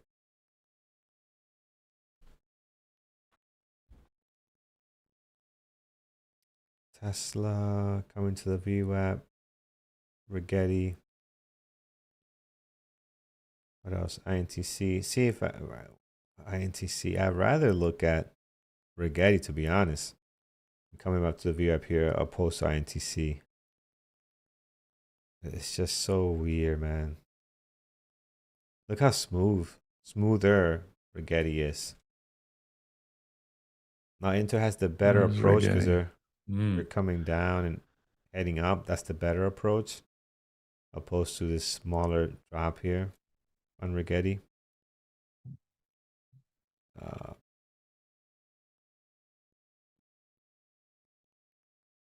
Let's see. Intel. Just looking at Intel, see there's an opportunity here. Maybe we can get back to the high of the day, which is 40 cents. I just don't. Nah, I don't like it. Let's look at Rigetti. Rigetti looks much better. So here we have the breakout. Here's the pullback, and let's just see if we could get a good setup.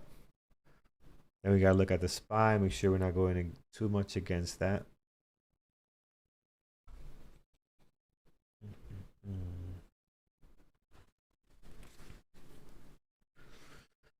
Let's see. Short Intel. Yeah, we got shorted. Tesla past the VWAP. Yeah, it's still there. Still right. This will be your pullback candle now. So you're still in there for this possible situations. Between that one and Rigetti, they're both right under they're both in the pullback candle. That's so funny. They're both in the pullback candle. So there it is. Now here's a confirmation candle on Rigetti. Tesla doesn't look as great. Oh, now I did go short Intel, pretty tight stop Nice. here. If it comes back up to VWAP, I don't want it to, but if it does, then I'll just stop out at break even. Yeah, nice. Yeah, if right, yeah. Look, it didn't get above the VWAP. That's why I know you guys were mentioning to come to the VWAP here, but it's just so bad. So I am long Rigetti though, because it looks much cleaner. Than Tesla. Tesla was the other one you could have taken, which actually looks not too bad now that I see the way this is forming. But I did get in Rigetti instead for the VWAP breakout. So let's see if we can get a pop here. But Tesla's trying. It's all right. Taking Tesla's a partial here on Intel down at 31. Very nice, very nice. Get your money back, Peter. Get it back. I know. That's what I need to. That's what I'm hoping.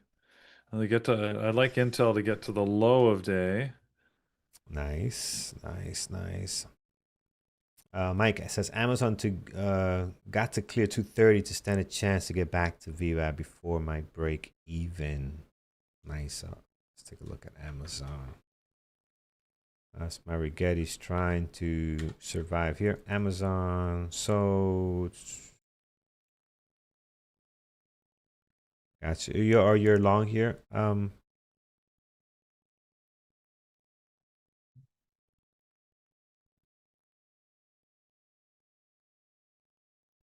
Sort of scaled into this Intel position after being again burnt on AMD. I thought let's get into it cautiously. I like that. And smart.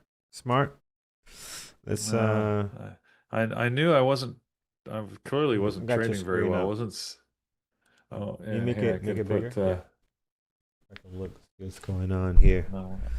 Long of 229. Oh. Nice. Here's Intel. Yeah. Good.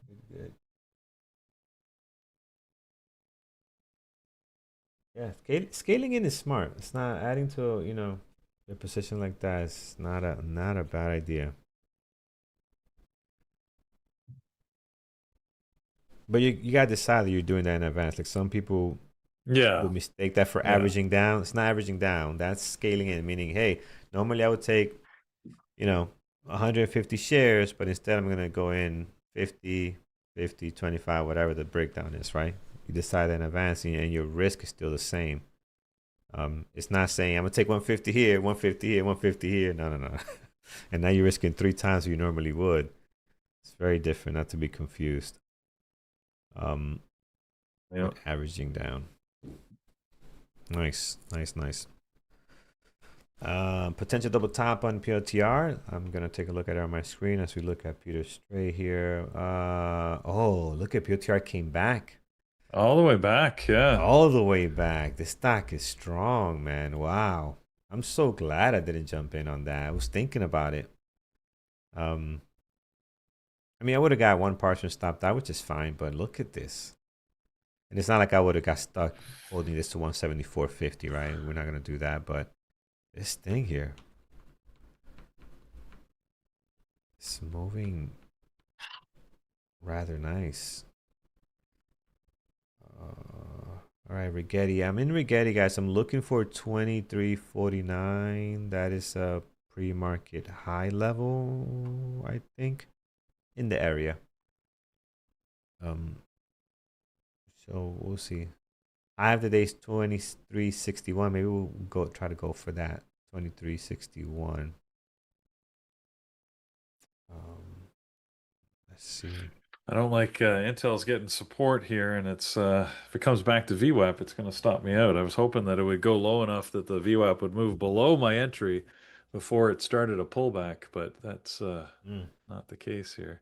I was hoping for a good, Intel doesn't normally you trade for like 10 and 20 cents. I was hoping for a good dollar move down as it's up $6, which is it's a this has lot. been It's a lot 25 to for that stock. 30%, right? That's a lot, Yeah, yeah. yeah, yeah.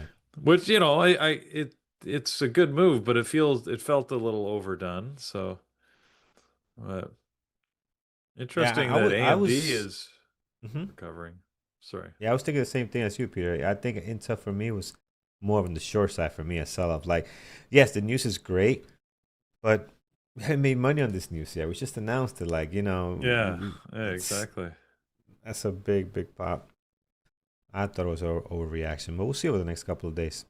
Rigetti hitting the high of the day. I'm going to take a partial here, friends, on Rigetti, 23.68. Got filled at 66, looks like a 66, yep. Let's see if we can. Candy, why did you get out of RGTI? Did you take the same trade I did for the There's VWAP breakout? Can you picture there's got to be like a trading floor or something on, or like they've got like a whole department, I'm sure, that's all about partnerships and strategic investments and stuff. And you got to picture those guys say, we're putting 5 billion into Intel. Again, average price 20, I think it was 23.38 if I remember. So this morning they're like, dudes, you know, yeah, we've spent 5 billion, Yeah, but we're now, we're up by 3 billion on the investment or whatever, up by yeah, 2. yeah.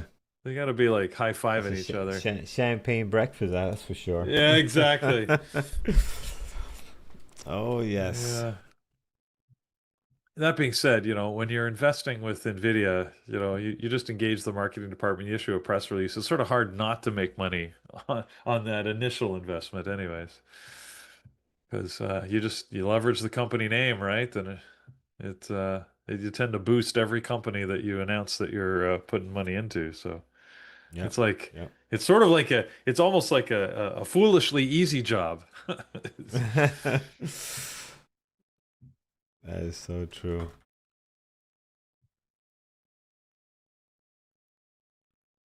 All right.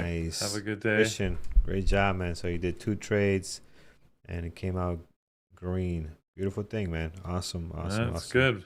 That's good. Love me some POTR today. Yeah, POTR today. It's Can I, it's it's guys, crazy. I don't, I really, I don't know what the hell's wrong with me. I really, every once in a while, I have these days where I forget all of my rules and I get Mm, stubborn. And I'm like, Uh-oh. I want AMD to go lower. And that was what happened to me at the open, right? And I had an Mm-hmm. initial trade. The funny thing is I had an initial trade that I stopped out, but I stopped out and it was green. So, but because it didn't do what I expected, then I got in and I got in with too big of a size and then I had to get out. Now I'm red and I wanted it back. And and then I don't know, like I just allowed myself to turn my brain off and make dumb trades. So if I put it on the screen here, judge me. Look at this. Look at this craziness. Like that's horrible. Don't even try and decipher the That's trades on that. definitely not like you. Yeah, yeah. That is. No. Yeah, yeah. And I just got stopped out of Intel, so it came back up. Uh so yeah, that's crazy. That really is. Mm.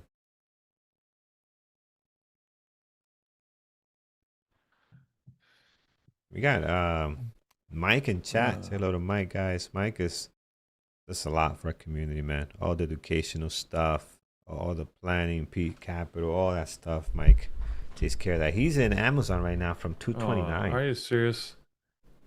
What happened? It went down on you. Intel's garbage, man. No, I until like hate. literally I got stopped out No, right at yeah, the top of that candle. it's just Anyways, this whatever. is why I changed my mind. I almost traded it long. The setup failed, Right? but even just looking at the price action, it's like, why are you trading like that? Like it's just very, you know what? It reminds me of a New York Stock Exchange ticker, Peter, a little bit. The Mm. way it Yep. moves. Yeah, it does. It is Yep. not, but it reminds me of a New York Stock Exchange. So yeah, it's just I brutal. feel like this feels like punishment for my sins today, getting stopped out at Intel because it's. Yeah. uh, yeah, I know, Jonathan. I really just need to stop, and there's always tomorrow. I can make it back. Oh, it's But yeah. Oh, Mike. So you, I'm reading Mike's comments. You did get stopped out here. Ah, it sucks. So Mike was in at 222, and then he got stopped out of break even, and then look at the breakout. Man, happens, Mm. happens. Yeah. Yeah, almost to the penny. You're in Rigetti with me? Excellent. I took a partial already. I took a partial here. I don't know if I called it out, but took a partial at 20 when he spiked up. It Oh spiked up wow, look really at you. fast. Yeah, yeah, man. Today's I'm gonna wake up every day and say today's a bad day, man. It's a bad day. I don't feel good. See, maybe Oh this man. is it. Normally, Carlos, we're both like having just okay days, and then Yeah. now I'm having a really bad day, and you're having a really good day. Maybe there's some sort of like balancing effect that goes There's on between us. So, some so you aura better look out if balancing. Yeah. whenever I have a really good day, you better look out because Well, I'd rather have medium days then, man. I don't want yeah, to push each other exactly. anywhere. I just want to stay right here. We just No, want to both be good. although We don't want that this being said, pendulum, th you there know? was that one MP day where we both had a really Oh bad day. yeah. Oof. Yeah, yeah, yeah. So that kind of So, yeah. That was so anyways, I don't know. yeah, it was pretty bad. It's pretty bad. That was that was pretty bad. Oh well. Umberto, hard to follow you guys if not aligned. Oh yeah, okay. So you only follow us when we are aligned the same trade. We haven't gone against any trades though. We haven't taken opposite directions on any trades. I don't think so. Have we? No, no, no, no, no. No, we have not. We have not. Wow. What is going on? I'm just gonna keep trading until I lose one trade. Maybe can you imagine Uh, if you have one of those days where it's like today's your golden day and you could just you know just take advantage of everything. Imagine if that's such a right. thing. But then tomorrow you try to do that and Well, you'll fail. Tomorrow you can't do it. It's just one day, maybe out of the month or something. right. That'll be awesome. That'll be awesome to Oh, know that. Jesus. We're getting going to 25. I hope so, Demi. I hope so. No, Umberto. Peter's mission in life: trade against Andrew and win. Although he has done that a couple of times. That's not Peter's mission. No. No, yeah. The Andrew's Man. not here. I got no one to trade against. Is that what you're Yeah. saying? Is that what the thought is? Oh. Well, yeah, I don't know about that, but Oh man.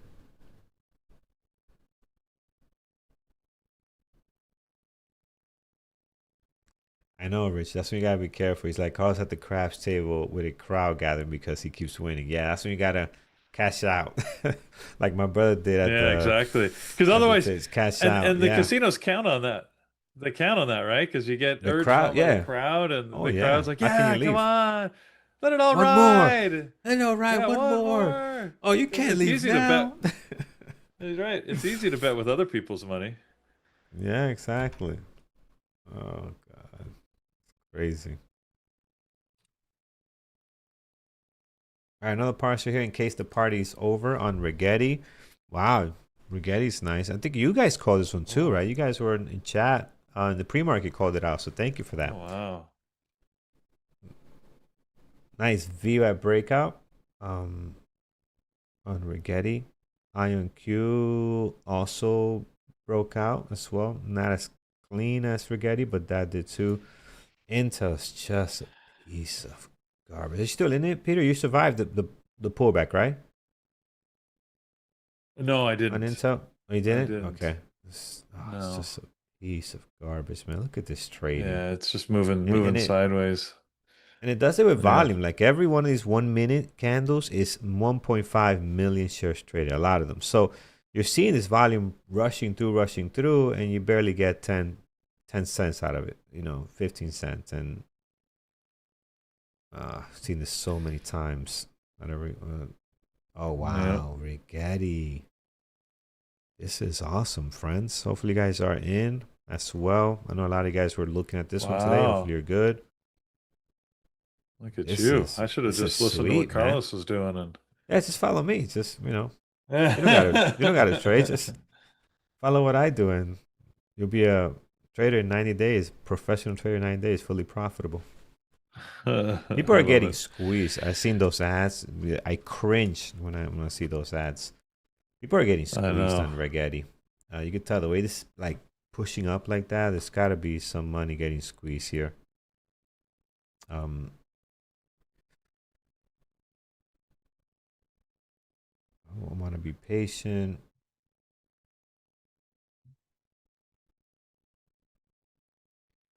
White Cat Labs, too late to enter Rigetti now. I have said that before many times, and the stock goes, 5 more%. But the thing will be is you have to have a strategy. I wouldn't get in here now because I don't have a strategy, right? What's the strategy? I seen Peter get in here now for a short, get to 24, take his money, the stock goes back up to 30, right? So, but he has a strategy, right? So it's like, what's your strategy to get in here?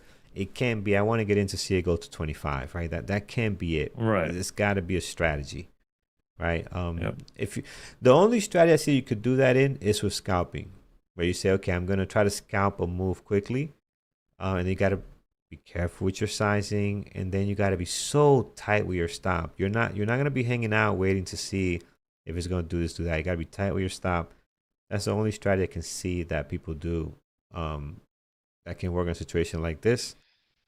But it's risky because if you don't scout properly, you're going to take a lot of stops very quickly. If you do it right, take a lot of stops very quickly, and that can hurt you, mess you up big time. So, um,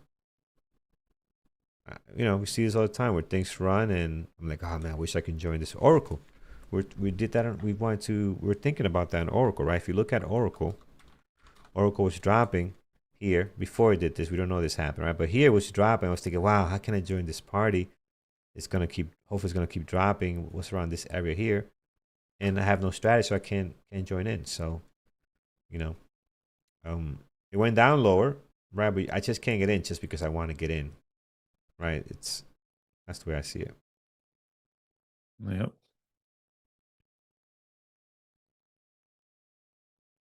Wow, POTR went higher, beat the high of the day.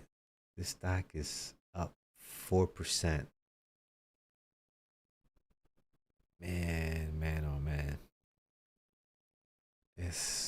Wow, I'm out of it obviously now, but wow. Yeah, Insane. well, it's a shame you're out of PLTR. Well, And yeah, you know you what, had such a good entry. You could have I held on did, to it. but I was very aggressive with the partials. Listen, POTR, right? You guys know, boom, boom, right away. We've seen this happen so many times. It Right, goes up, slams back down, even goes red, like from your entry. Well, not red, but like it goes below your entry. We've seen it over and over again. We right. watched this stock long enough. So listen, we got $1, 2, and then 3. I'm like, oh no, no, no, we gotta put money in our pockets here, and then we got a little bit extra here, and then we got a low lot because we basically didn't have no shares. But what a trader today! What a trader! Wow.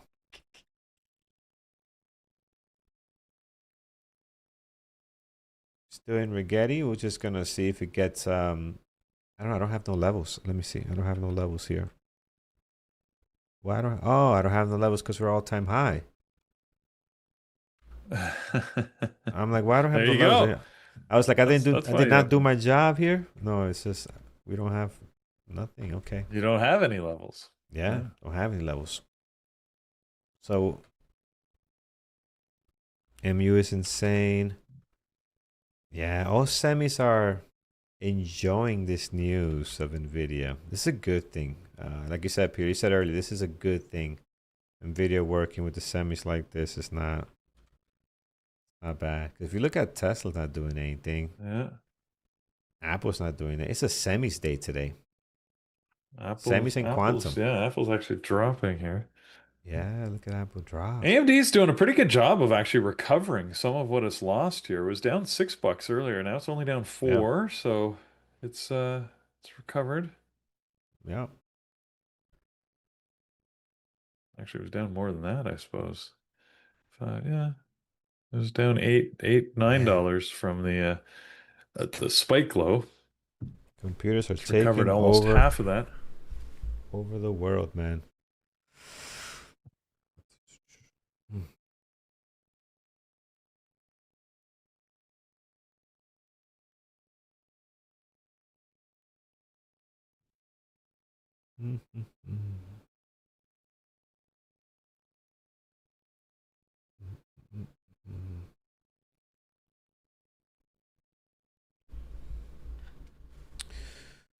All right, friends. What a day. Well, I got out of RGTI too soon. I had to take the kids to school. I should have just put a relative high stop. Yeah, you could have done you could do a range order. You know, I get it. Those are tough. A range order, but yeah, man. Family first. Family first. So yeah, trading can come after.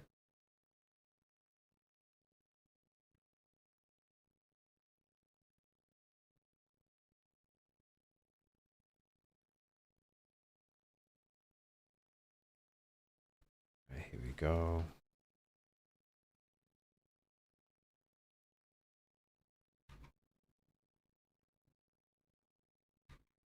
I'm gonna take a partial here, friends. This drop seemed pretty fast. Just gonna lock in some more profits here, just in case. I don't know if it's done, but if we start losing this 9, it might be worth getting out. We're up $1, like $1.40 so far as our original entry. And there's no levels to go up here, so the next thing we'll be looking at is 25 maybe. Tesla, IonQ, AMD, Intel. Intel finally getting back, well, retesting the VWAP now on Intel. Again, today was a good reminder why I don't like this ticker. Great reminder. Just don't trust it to trade well. Nvidia trying to get towards the high of the day, 175. The open dropping, POTR continuing. Let's look at POTR's daily. Look at this daily. It's just wild. It's $29 end of last year, 42. And it's just been on a tear, man. Wow. What a nice stock. BMR did awesome today. BMNR, excuse me. BMNR. That's very similar to POTR, right? The initial run, the pullback's a little bit deeper, and then eventually got the nice ride here. So yeah, very similar to what we saw POTR do. Yeah, very similar. POTR traded last year, first time at 26. Yeah, no, it's this is a recent IPO compared to like not recent, but it's newer IPO, a public company. Let's say it's better worded, right? Than other ones, right? This thing is like I remember when this thing came out. Yeah, actually, not 2020. No, I don't think that's right. It is actually. I thought it was more newer than that. It's actually pretty old. Well, at least we started talking about it probably last year. We didn't talk Yeah, about we it only started. before. Yeah, Yeah, that's yeah, probably because it why. only got into the news with the whole Doge activity, right? When we Right, thought right. everybody thought it was going to be a big target, but it turns out they sort of ended up being a beneficiary Mm-hmm. uh, of government policy. So Yep. El Trader Independiente. All right. Spanish there. Spanish trader. I sold 1,000 shares at $8. So go figure. That's rough. But hey, did you buy it from like $1? That's still great. If you bought them at a yeah. dollar, you know. Um, but yeah, no, this is you would have been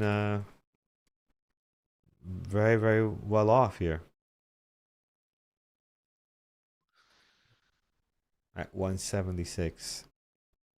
Well, hopefully, if you sold Oh, a break thousand even trade. shares, that Ah, implies you break even. Mm-hmm. held more. Yeah. Break No, even trade. Huh? break even trade. Yeah. Yeah. Got all out. Well, you know. We all could again. Just never know. Just never know. You know. Me and Peter were trading AMD at like $30. You know. I remember one of my best trades early on when I was day trading was I got a move from like a massive move from 14 to $17 Mm-hmm. on AMD. Yeah. That was I don't know when that was, 2018 or something, and I was so happy with it. Yeah. So I think swing trades, you get to a point. I think swing trading is where the real big money is made. I think that's where the real big money's made. You know, people open up a couple of yeah, over positions, they long hold term, it absolutely. long term. Yeah, and if you have enough Yeah. rotating long term, that's my goal, man. My goal is not to day trade forever.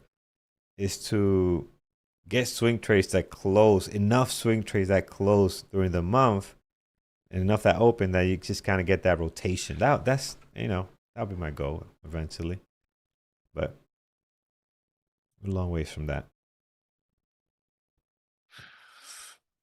Either that or my OnlyFans account taking off, and then you guys won't see me after that. But still working on that too. So it's a process. It's a process. Uh, Well, well, I'm being stubborn here on oh AMD. no, Yeah. Well, it's I got a bad entry, but it's working so far on this trade, so sitting in it. I'd like to see a move back to VWAP, which would be another dollar below the current price. What is the level two say uh, VWAP price is 152.42. Yeah, so be nice if we could get down there. people are saying to sell pictures of my feet. You definitely have not seen my feet. We'll probably do the big toe. We'll sell pictures of just the big toe. Oh man, people are crazy. That's the thing, though, huh? That's the thing. It reminds me of what's that show we used to watch, Peter? We used to like this show, Billions, right? Billions, the guy who used to be into all the crazy Billions. stuff. Reminds me of that show. Yeah. It's Yeah. It's a buyer for everything out there. The buyer.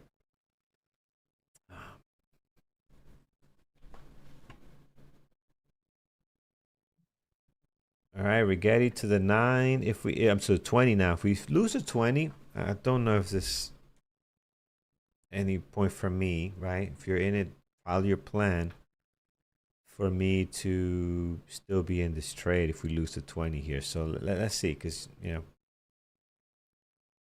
I don't want to bring a lot back off the highs here.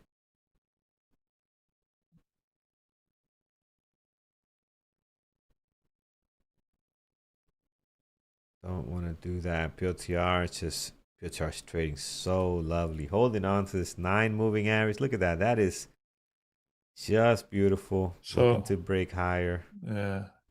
Yeah. Go ahead, Peter. John, you're asking a question about position size. My position size is different on every single trade. I trade based on fixed risk. So it is not related to the size of my account. It's not related to the number of shares. I basically say I want to risk $200 per trade. So I pick my stop and then I hit my hotkey button, which will dynamically calculate how many shares I can get between the current price and my stop and gets the shares. So basically, what I'm figuring out is what is my risk, right? My risk is $200, and then I sort of take the appropriate number of shares so that I can hopefully earn 2 times that risk amount. So it's just a $200 fixed risk, which means that depending on really, it's not even the price of the stock that determines how many shares I take. It's the The stop, distance right? between the Yeah. current price, the stop, yeah, between my stop and the current price. So I'll take a wildly different number of shares and have a significantly different um, at-risk amount, if you want to consider it that way, but I don't really worry about that. If I might take, you know, 50 shares of AMD, but or well, maybe it's like 50 shares of Tesla, but 500 shares of AMD because I can manage the risk so The much tighter, price, yeah. right? Yeah. Yeah. Despite the fact that the price is only, it's a 2x difference in price, but I might take 10 times as many shares. So Yeah. Yeah. And that's for those that are trying to figure out how you do all that. That's I, does the figuring out for you. If you want. I don't yeah. know if do you use the hotkey for DAS, Peter? The I use like the soft buttons that are in the montage window, but it's the same oh, effect with the as script. using Yeah. hotkeys. Yeah, the script's the Yeah. same underneath it. Yeah. It's just a matter of whether you hit like an F1, F2, F3 button or use Yeah. a Stream Deck or whether you just hit the button on the screen. I just hit the button on the screen on the Yeah. Yeah. so and the question is, do I keep an eye out if you're losing $200 and stop it? No, like it'll either hit my stop and stop me out automatically. That stop is set the second I enter the trade, or it works in my favor, and then I take a partial and move my stop to break even. So, Yeah. All right, friends. I okay. am out of Rigetti. All out here. We are kind of breaking down from the 20. It can go higher, but I just it have such a nice trade here. I don't want to come back to like under 24, under 23, 388. So I don't want to come back to the VWAP basically, which I think can happen here. So Right. just gonna get out of that.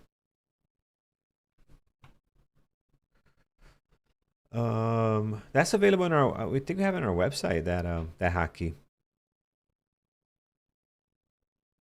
Right, and I think we have Yeah. videos on it as well because it's good for you to watch the video too and get the what what Peter's explaining now. You want to see the full description. You want to test it out. You want to understand how the hotkey is set up, so then you can be able to set up how much you want to risk. So I think we have a video, right, Peter? Are you a member of BBT? If you are, you have access to all of this. If you do not, Yeah. I want to say we We have it do. on YouTube. If you're a member, you get I access to know I've all the done DAS videos stuff. Yeah. on how to manage your share size, and I give a number of different methods that you can use Mm-hmm. because there's some popular ones. People like to use percentage of their buying power, which I don't I don't subscribe to, but I understand its popularity. There's fixed size, you just take a certain number of shares. There's fixed risk, which is what I subscribe to, and I describe the benefits and detractors for each. So that's I think Toga, yeah. Toga, well, Tolga, welcome. welcome. Welcome to Yeah. Lambos and Garbage Trucks. So, and here's sometimes people ask me how to join. Andrew actually sent me a link. I didn't know there was a link that will actually take you right to it. So let me find it here because it is tricky to find. So if you want to join the Lambos and Garbage Truck family, you can do that. Here is the link. Here you go. It'll take you I right just to got where that is. AMD just came back up to my break even, so I let it stop me out. Unfortunately. We're getting to the Peter. We're getting to 20-degree swing weather here. Today's one of those days where 66 last night, overnight, and then we're going Yeah. up to 80 something today. So you guys do the same thing up there? You guys still getting up to 80? Uh, Well, it won't no, be 80 for probably you. not probably as high as 80, but Okay. I think it's only supposed to go to mid 70s. Yep.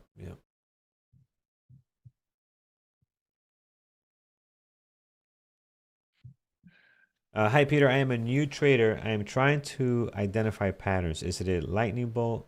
Is it a lightning bolt on AMD around 940, 2-minute chart? Let me give you AMD 940, 2-minute chart.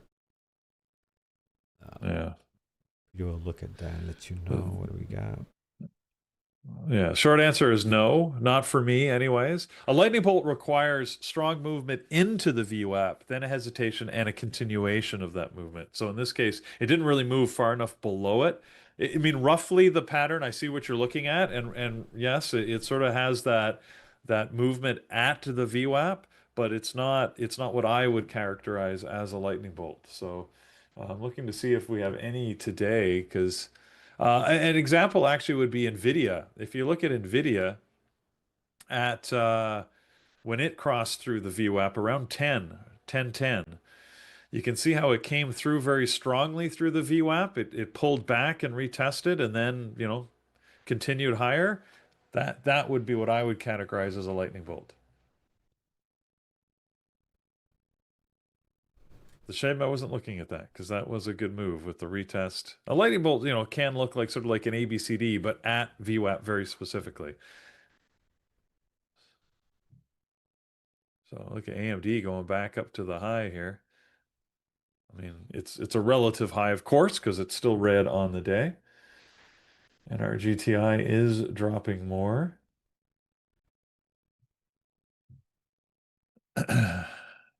Trump's been live all morning, I think. He's in the UK, right?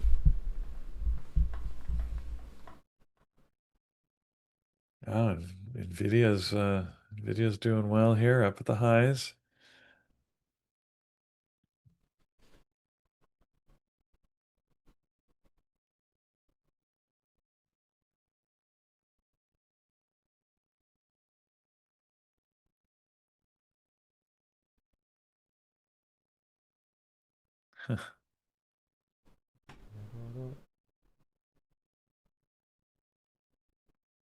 We got Thor and Brian in chat today doing their thing.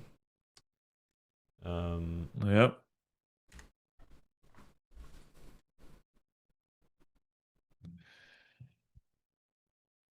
All right, Rigetti got a little bit of a drop. I was thinking about a short there where you just a little bit after you got out, but it wasn't strong enough of a move for All me. right, friends. So I don't see what else. Intel finally broke out of the VWAP. Don't trust it at all, but it did break out here. Finally, AMD higher. Rigetti did lose a lot of ground. So fell below the 20 and seems to want to go back to the VWAP. Looks very weak. How is Amazon? Or good buddy Mike was watching Amazon. Oh wow. I'm not sure if Mike is still watching, but this sucks.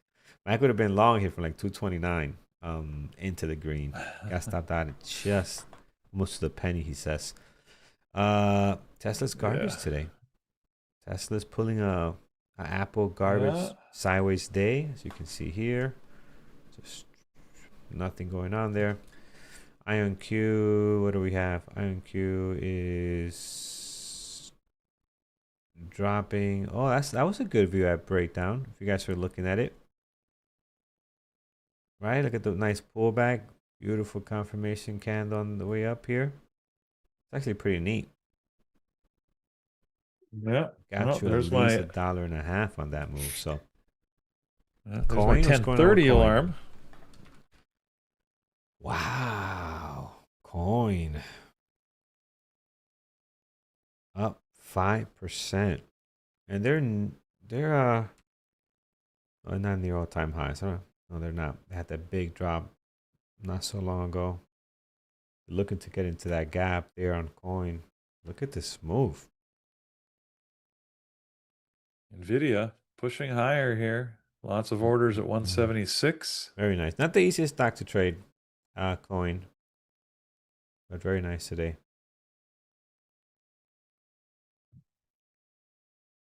IonQ continues to struggle. Nvidia, another one that actually broke out pretty nice as well.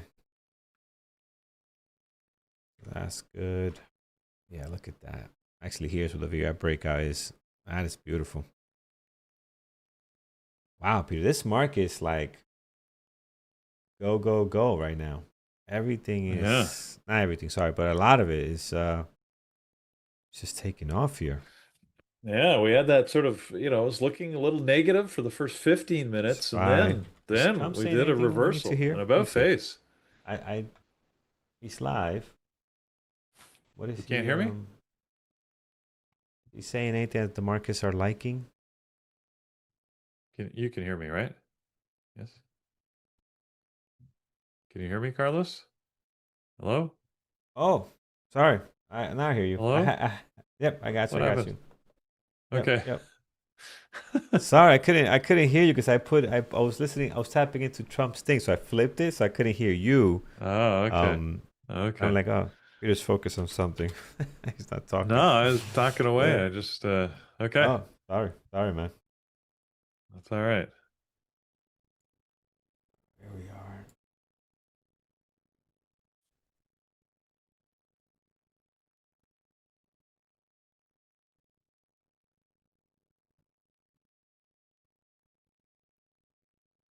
All right, very good.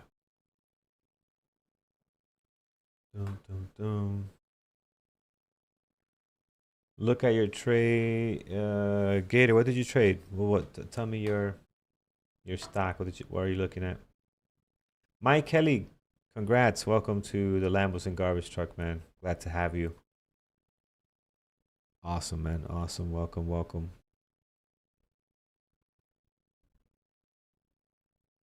Can we talk about AMD 5-minute chart? Yeah, we can. AMD 5-minute chart. Let's see. Here's a 5-minute. I mean, you have a question or no? Toga, right now this thing is just long. Just look at it. Just look at it. We can look at it. Looks great. Long, right? So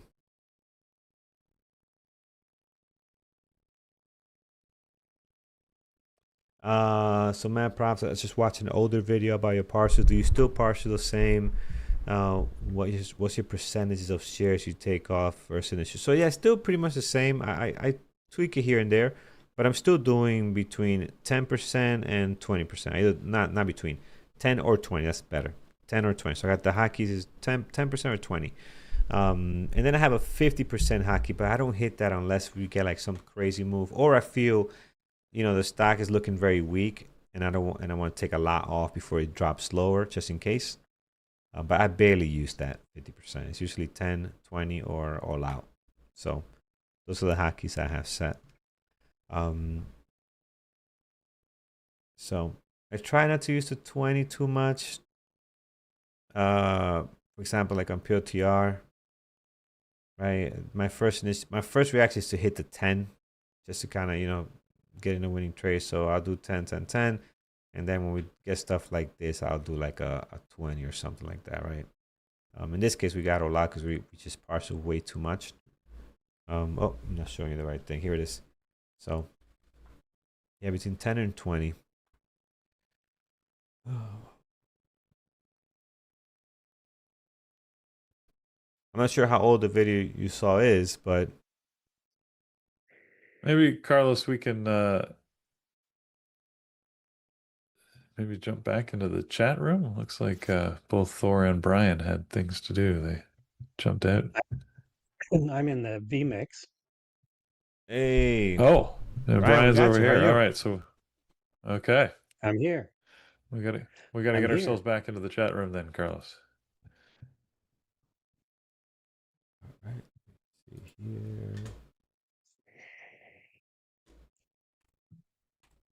Yeah, I'm just trying to read up on this thing here, man. Didn't know. I'm trying to figure. I don't understand why this guy got canceled. I'm trying to figure out what happened. I saw the video of Oh, what they Kimmel? said. Yeah, I saw what he said. Yeah, Yeah, it's effed up. You're talking about somebody that got killed, regardless of what party you're in. You shouldn't talk about somebody that got killed. Even it's not funny or it's not something to talk about. but he But he didn't didn't really say say anything. anything. At least the clip I saw, he didn't really say anything that I don't know. It's like No, typical he late night fodder stuff, but yeah, I don't know. Well, which I think is It's crap. I even don't like mild by late night those shows. standards. Anyways, late night shows I think are so like really people sit here and watch this. I don't find any of them funny. And I don't like the fake Yeah. clapping either. I think that's what I hate the most. The fake clap. After I find out they have a clap sign, and everybody's like, "All right, you're over clapping, people. You're over clapping." And like, it's funny, but The not that applause, funny. the Yeah, I applause don't like sign. that. Don't like that. It's horrible, so bad. Just when I find out wrestling was fake, I was like, what are they going to "What?" replace it with? When I Yeah. found out it What are was they going to fake, I was replace not it with? happy. I don't know. I I don't mean, know. Is it going to late go? night, the late night format was apparently a dying, it's a dying format anyways, but oh, the world's changing, I guess. Yeah. Are we going to go? We're going to go back We're to just the watching. remember Peter. You remember at 11 o'clock the TV would go to a like a single tone, and you'd get that Oh yeah, test pattern. the test Maybe that's what pattern, we need. yeah. Bring back the test pattern. Okay. Spoiler alert. Or the There you go. or There's live Brian's or the new live fireplace. yeah. I was only in later years that they would do that, bring back that fireplace or put that fireplace on, but It's yeah. just weird. All right, friends, let's do this. So Let's give yeah, away Ned. 5 books, and then I'm going to hop off. I'll leave Brian to it. But let's do that now. Let's give away 5. But let me just get it up and going here so we could give away 5 audiobooks. And then Did you get the codes to my book? You send me some? No, I didn't see anything from you. Who's going to send me your codes? Oh, I sent you an email. Brian, God, no, I I sent haven't you an seen an email email. from you. I think on the that's weird. I'll I double sent you an check. email a couple days ago. Really? Let me I haven't seen anything from you. I'll check. Um, let's see let here. me I can resend it right now. Yeah, resend it. I'll take a look at it.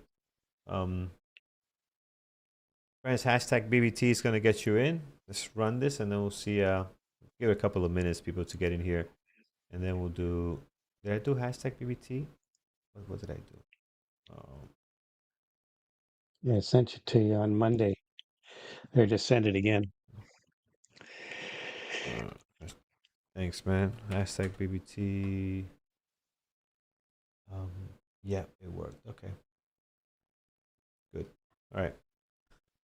We'll give it a little bit. Let some Okay. people get in here. Then we'll run this thing. But yeah, man, I really thought the cancel culture was done. I thought that was a done deal, but I guess not. I guess people can still get canceled. Well, anyways, yeah, we're getting into risky political Nah, situations here, but Yeah. I don't think we it's don't want to Let's offend I don't think anybody, it's but see. I don't think it's political at all, yeah, man. I think you should be able to say Well, it whatever depends you on why you want. think. Depends what you think. How you think this was motivated. So, anyways, No, but um, I'm saying, for example, like if you say whatever you want, why would you get canceled? Political or not, like forget about politics. It all has nothing to do with politics. You should be able to say whatever you want, right? That's like if me and you, Peter, it's like we could say whatever we want, right? And so what? Right, left or right, who cares? Like you don't like it, change the channel. Like I'm not yeah, forced you to sit there and watch me. So it's just I yeah, don't understand that, at yeah. all, at Well, all. probably a combination of things going on, but I'm sure, if there was reportedly pressure from the administration, and that could have been just the tipping Now point, I and saw, and one thing because it's you guys are know more than me, right? You probably have more experience in this. But why is the FCC involved too? Like, why do they dictate? I gotta read. You know what? Let me do my homework. I gotta read more on this. Why do they dictate who gets cancer or not? Like, they how they're don't. involved? Okay, Officially, they don't. I mean, unless you're breaking rules, right? Remember, and they've had right. a very different role over time. Remember, it used to be on prime time. They would monitor, like, are you the seven bad words? George Carlin used to do a thing, the seven words you can't say on television, and Oh yeah, that's changed obviously over the years. He had a whole routine around that. Hmm. yeah. Yeah. That So Gotcha, was gotcha. that's quite dated. yeah, Threw that out. I used to Threw love that that out when the I was a window. kid. I remember listening to Yeah. that Uh, when I was a kid. He was. But anyways, yeah. yeah. So the killer said, There you yeah. go. Okay, I see that. Yeah. All right, let's run the book, guys. 102. All right, Um, here we go. Let's see. We're gonna do 5 winners. We have Gar. Congrats. Next one on here is All right. NC Trader. Congrats, my All friend. right. Excellent. Congrats. Rick Norman. Congratulations to you, brother. Derek Jeter. Is that Jeter? Just Eric. It's Derek. Like Madonna. Yeah. One move, one name. Yeah. Just That's Eric. it. Derek, congrats, man. Ferio Oswos. Okay, we got you, man. Thank you, guys. I think that's 5. I always lose track. 1, 2, 3. I think one more. Sorry, one more. Feels like it was only 4, yeah. Yeah, one more. Blake. Congrats, man. Good to have you here. Balake. Congratulations, Yep. Balake. Yep. Awesome. All right, guys. Email me carlos@bearwithtraders.com. We will get you the links, and then soon we'll have Brian will have your book out as well. So that'll be awesome. Yeah, you should. Yeah, you should have the email now. If you don't, let me know. Okay, I sure I will, man. forwarded it again. Awesome. All right, let me switch over to our good buddy Brian here. Balake.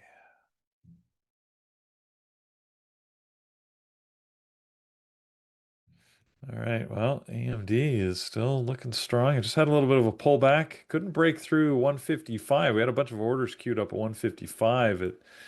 It pulled back right ahead of that. Came down $1, and now it's bouncing. Tesla looks like it's still Oh, got look at some NVIDIA. room to run here, maybe. NVIDIA hit that high with the volume and then the doji candle. Hmm. Interesting moves today, guys. So look, this is the return, I think, of good volume and good trading, right? Things didn't go the way I had hoped, that's for sure this morning. But it's not to say there wasn't opportunity out there, as Carlos proved. He's sitting on 2 awesome trades on PLTR and Rigetti. I sacrificed a bunch of my account on AMD. So Oh no, it's, oh that's well. that's kind of depressing. Yeah, I got Well, I got chopped up a little bit here with at the open on Nvidia because it was a little bit choppy, but managed to catch a nice short on the SPY, which I like to watch the indexes. And right now I'm still long some Uber. I've taken half off, but I think I'm gonna swing some of that because I think it got oversold quite a bit on that news yesterday. And PLTR I had a swing from yesterday, so out of that now, but I got out at 175. It's a nice move up.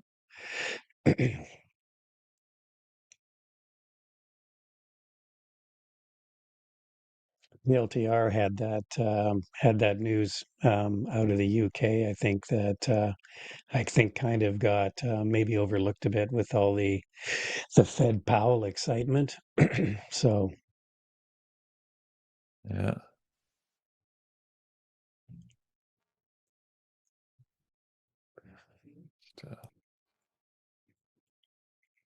but there were definitely some good trades here today. We had Rigetti.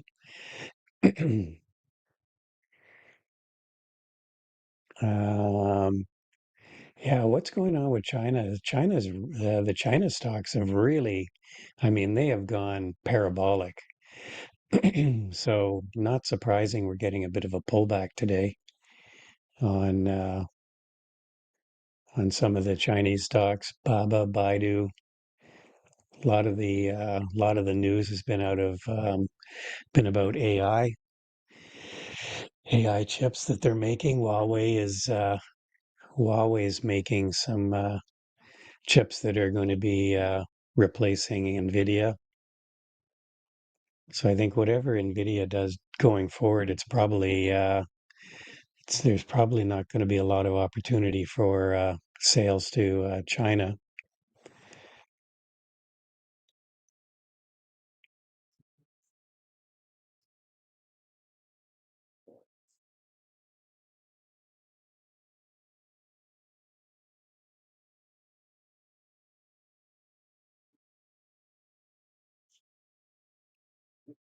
And does AMD have sellers?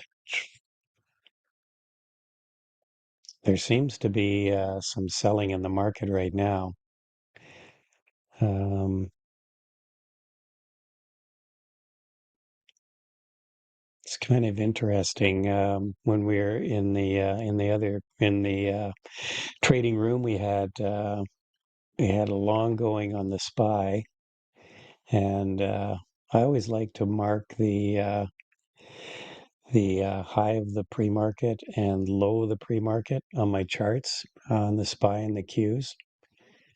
And that's basically where I took my long SPY trade off, right at that 664 sort of 85 level. It's what high the pre-market and the SPY.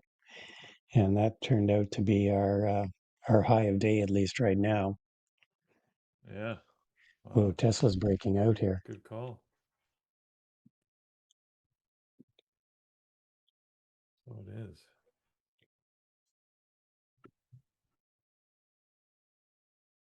Hmm.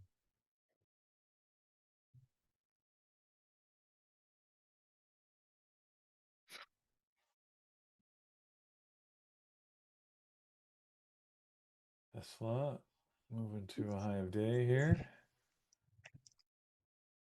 Not by All much, right. but by enough.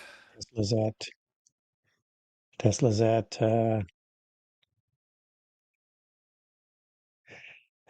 high of day right now. Get a bit of a pullback here after that push.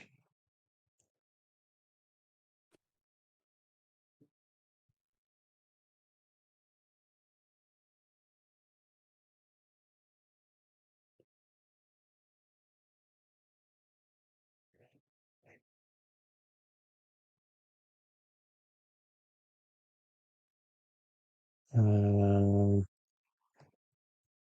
yeah, it's possible that they are using they are using him as a negotiating chip. I don't know, so to speak. Pardon the pun.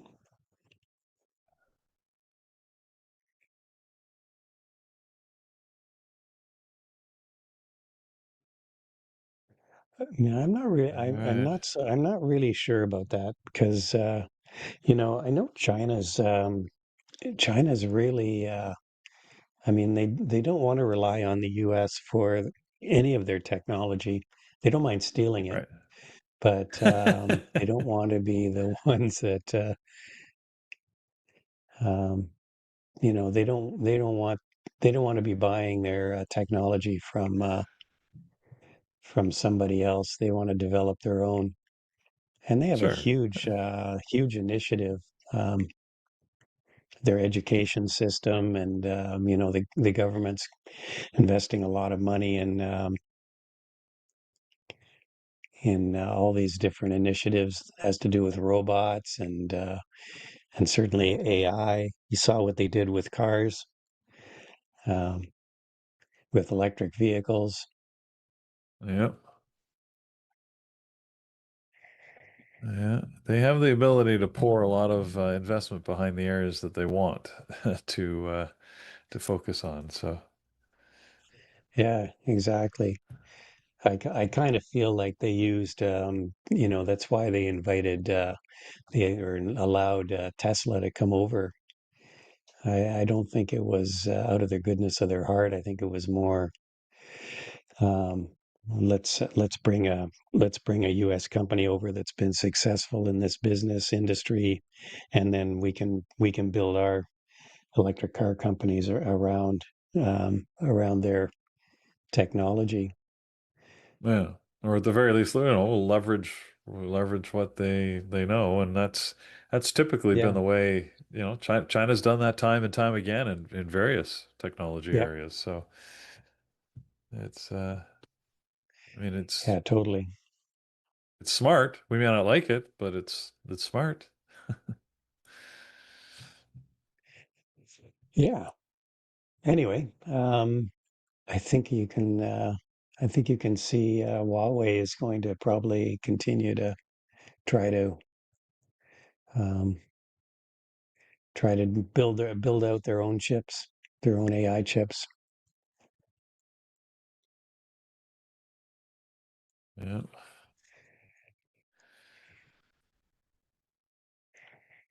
All right. What other trades? Anybody else make any good trades in their room?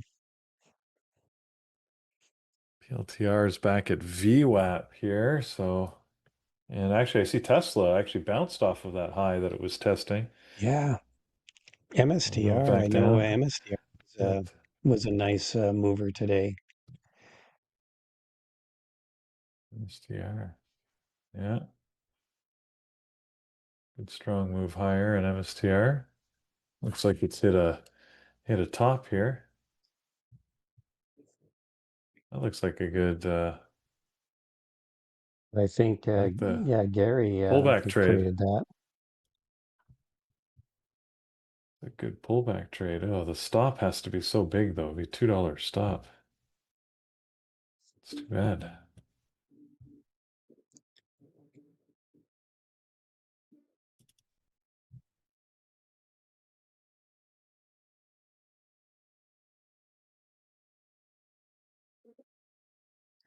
Possible. See if we get a bit of a bounce here on Tesla now.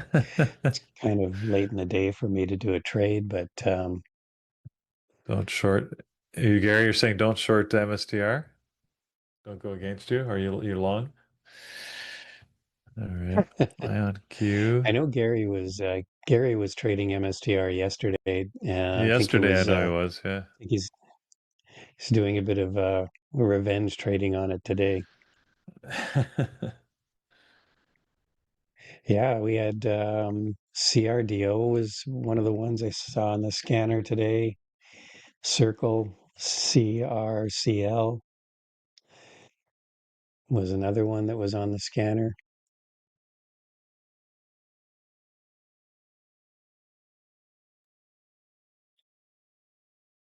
Yeah, they're interesting. I want to see what MSTR is going to do here. Is it going to drop or is it going to find support?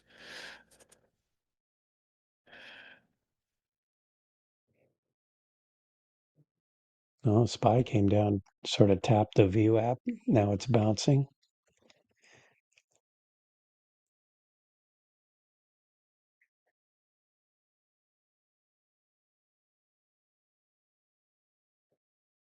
Nvidia is quite strong today. I It's kind of interesting that they're making an investment in Intel. Yep. Oh, it's Bunch a of shame. I should billions. have been Yeah, I didn't watching see that. Nvidia. It's a good Yeah, good Nvidia bounce had a off the nice. bottom. What a run. Yeah, it bounced. Yeah, it bounced right off of yesterday's high of day after it sold off there. It kind of looked like it was going to break out right from the get-go, and I took a long there, and it had to stop out because it didn't follow through. Hmm.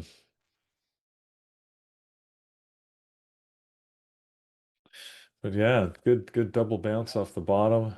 That one Yeah. candle is pull down into the second test would have been a little rough because that's a quick move, but it did it on relatively low volume. So, anyways, I wish I was watching that because that would have been a good long stop, sort of down at 173.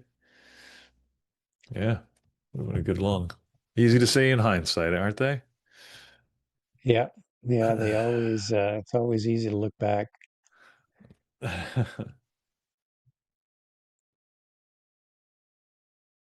So what did Carlos trade? Carlos, you said he traded was it PLTR? PLTR?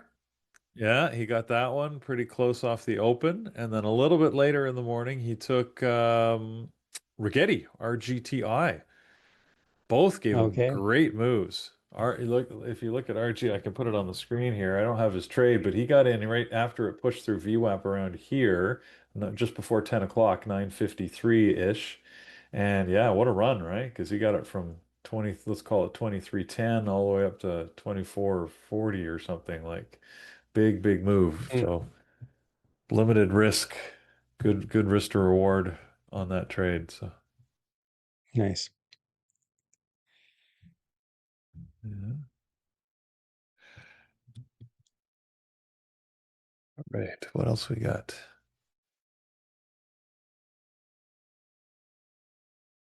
So this may be Yeah, petty of me, but Yeah, I've yeah. got uh, I've got the loaner car from the dealership, and I've been refusing to put gas in it. So the gas light's been on for a while now. It now says it has 63 kilometers. When I parked it in the driveway last night, it said it had 63-kilometer range left on it.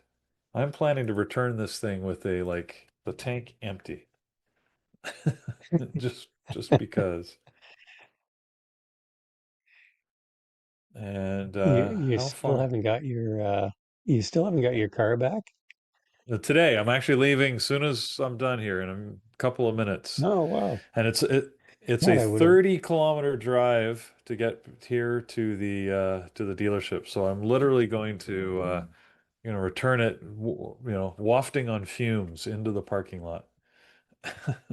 you're gonna stick it to the man, are you?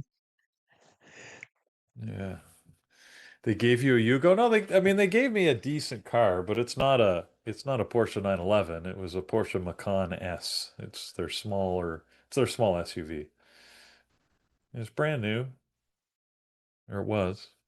I've more than doubled the mileage on it, but I have to have it winterized. And just about time to put it away. But Yeah, you're gonna get it back just in time to stick it in the garage. I know. Yep. What can you do? God, how long it's been in the shop for 3 or 87 4 months, days. hasn't it? 87 days. Yeah, coming up on 3 months. Yep. Don't worry, I've got my statement of anger that I've written and printed, and 87 days is crazy. I agree. That is crazy. So, But you said they had to go to Germany to get some parts for that thing, right? Or on two different occasions, yes. ah, But even then, of the 87 days, 46 were waiting for parts, 41 was in their hands. So, well, I hmm, stopped counting at 86 days because frankly, this day is because I couldn't pick it up yesterday because it was ready yesterday, but I couldn't. Yeah, it's ridiculous. Like we could have hand built an entirely new car in that amount of time. So Well, at least you've had a car. You haven't been without a vehicle.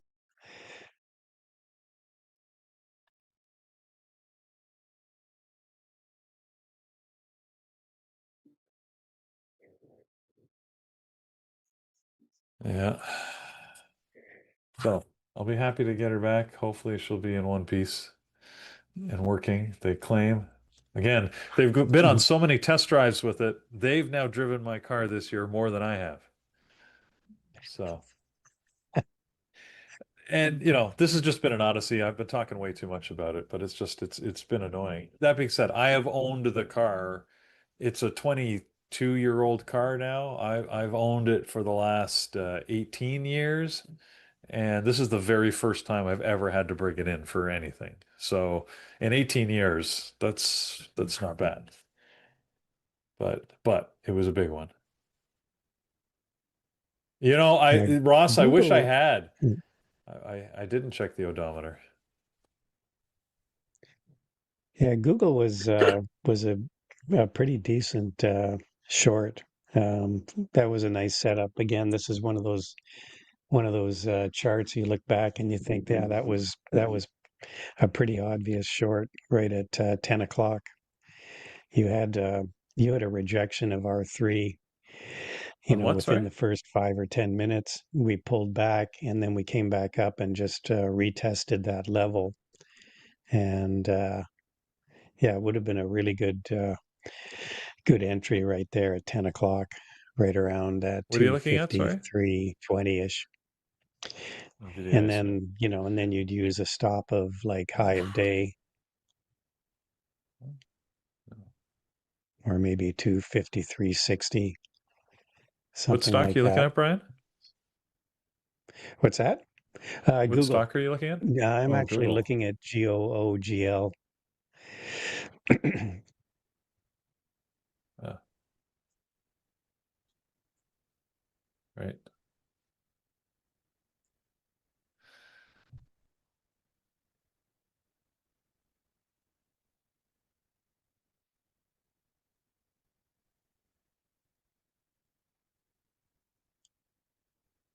IONQ. I know that a lot of these, what are these?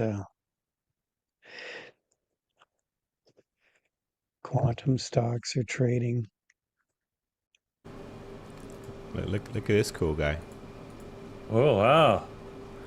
Cool That's dude. what happens when you're trading on vacation. This is just the only way to do it. What's like that? Sweet. Is that the actual background? It's very white. It's just a white wall. So I'm Okay. traveling. So all I got's a Okay. white wall. Oh, So cool. That's okay. Hey man, It looks yeah, it looks like floating in space. Blues Brothers. We need the Blues Brothers music bringing you in. There you go. Hey, good to see everybody out there. Had fun trading in the BBT All room right. this morning with the Prophet of Profit and listening to him make money while I Yeah. was sitting around doing nothing because nothing was really in ranges. I finally got short, Brian, just before we went off on RTY, and I'm still holding that Oh, one. nice. So, and it's been selling pretty nicely since. So, fingers crossed, this will be the one that gets me to where I need to go today. Sweet. What's your target price? Right now, I have it on a long hold all the way back to the central pivot, like back to the, yesterday's close, basically, back to the King PDC. So we'll see if I make it. Okay, You know what I mean? So, nice. but right now, I'd like to make a K on it. Maybe it'd be pretty sweet. But whoa, there's a chat in I here. took a long on the SPY, so I think I probably bailed on that about the same time you probably got short. That's what I'm guessing. Yeah, exactly. So, and we're selling pretty well now. So yeah, I'm pretty happy with it so far. I've moved to a little bit under break even right now on that position because if it squeezes back up, I don't want to. I really just don't feel like having a red Thursday today, so I'm just not going to do it. So I had a I want to show everybody from yesterday. Hold on, let me pull it up. yesterday was the day for me. One of the things that's really important. And hi, YouTube peeps. Much love. Hope you're all doing awesome and having a great day. Please subscribe. You know how this works. And then let me show you. Hold on.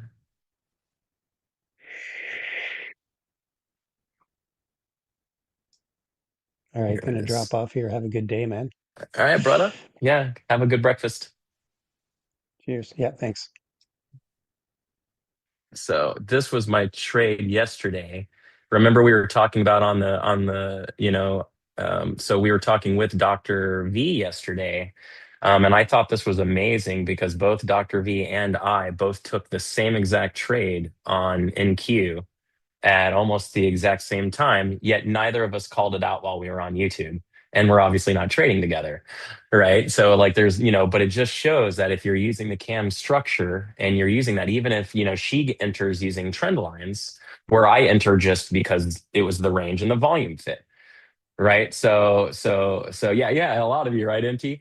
So it was a really nice overall trade, and I mirrored that trade on all of my accounts, right? So basically, this is one of the reasons I kind of want to talk today a little bit about, right, the concept of of making sure that you don't assume that you need to trade every day in order to be a successful and profitable trader.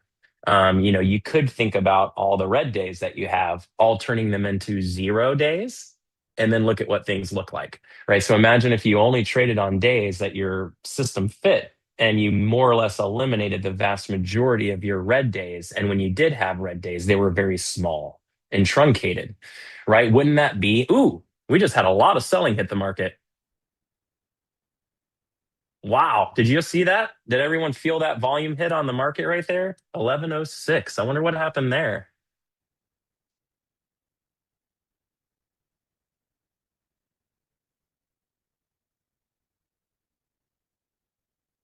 It was absorbed. It was a really big hit came through. That was an institutional movement for sure.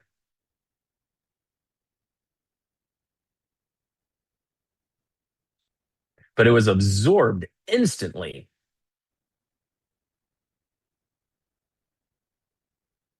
This will be interesting to watch, everybody. So yeah, so again, once again, like let's not assume that, we're gonna need to trade every day. And when I first started trading, this was definitely an attitude that I had as a day trader.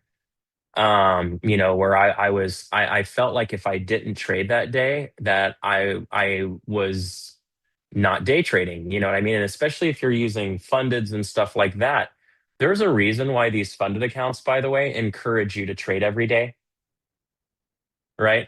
The only way to really ensure that your participants are going to lose their money is to force them to trade every day, right? Because you're basically saying, even if you have a really crap day with nothing that lines up, we still insist that you trade.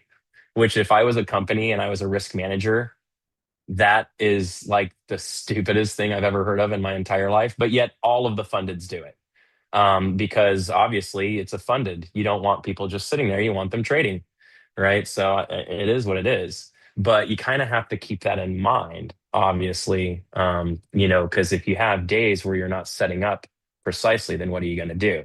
Um, the box using ETH data, the box right now is using RTH data.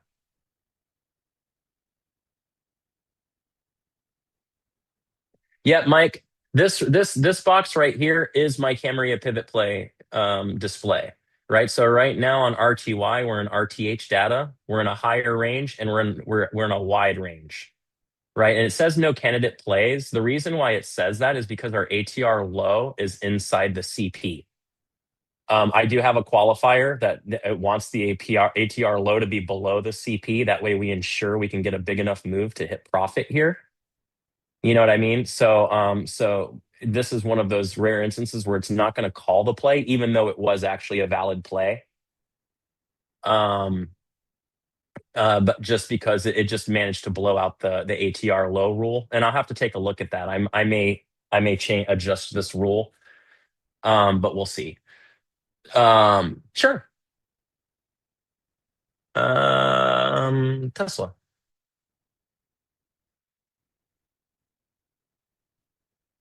So Tesla right now is on ETH. It's in a higher, wider range, right? So I would want to short Tesla at R4 and look where ATR high is, right at R4, right? So if I was going to play Tesla, I would short R4. The reason why we have no candidate plays on this one is because we swept the downside first, then came back up. That sweeping action will actually kill the play calls. So in order for it to, yeah, so it would, yeah, if it gets, so basically the new update to the system has more of a, Mike, it's more of a ready, aim, fire, right? So like right now, it's saying don't even worry about Tesla, right? If Tesla gets into where there is a possible play, like if it rallied up to around pre-market high, it could switch that from no candidate to put possible play. Right. And then it'll say like possible play H. In this instance, it would be like HD or something like that. Right. I have a new cheat sheet coming out, by the way. I'm going to release it very soon. Let me show you its preview. I think it's really going to be helpful for everybody. We're just still proofing it. Actually had some help from Dr. V on putting this together and kind of cleaning it up and making it look good. So like you can see here, here's the cam pivot strategy. And then so based upon like, you know, identify the position, identify the expansion, identify the opening price, and then it has which plays go with which one. And then I'm going to put it, and then I put it into, and then I put it into some note cards for you. So you'll be able to actually print this sheet and then you can clip out the note cards. So if it's a higher, wider range plays, these are the plays, right? And then if it's that, these are the plays to choose. These are the plays to choose, and these are the plays to choose, right? So you know, that way you can just have them on your card. So if you look at it, it's higher, wider range, you can just grab that card and go, okay, it should be this page, or this page, or this play, or this play, or this play, right? So hopefully that'll help.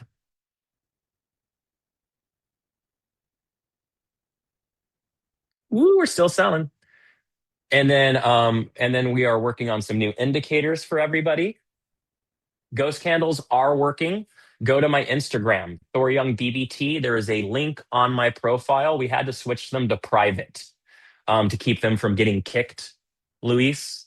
So they are back. You just have to go direct. You just can't search them under trading views like public search. You actually have to go directly to the link.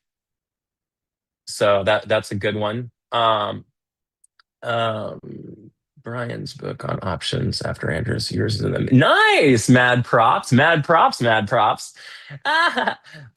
cheat sheet's not ready yet, Jose. I'll give you everyone a link here in the next first thing next week. I still have some proofreading to do on it just to make sure it's perfect. But the structure's done, and we're gonna and then I'll make it publicly. I'll post it on my follow me on Instagram or Twitter, right? At Thor Young on Twitter, X.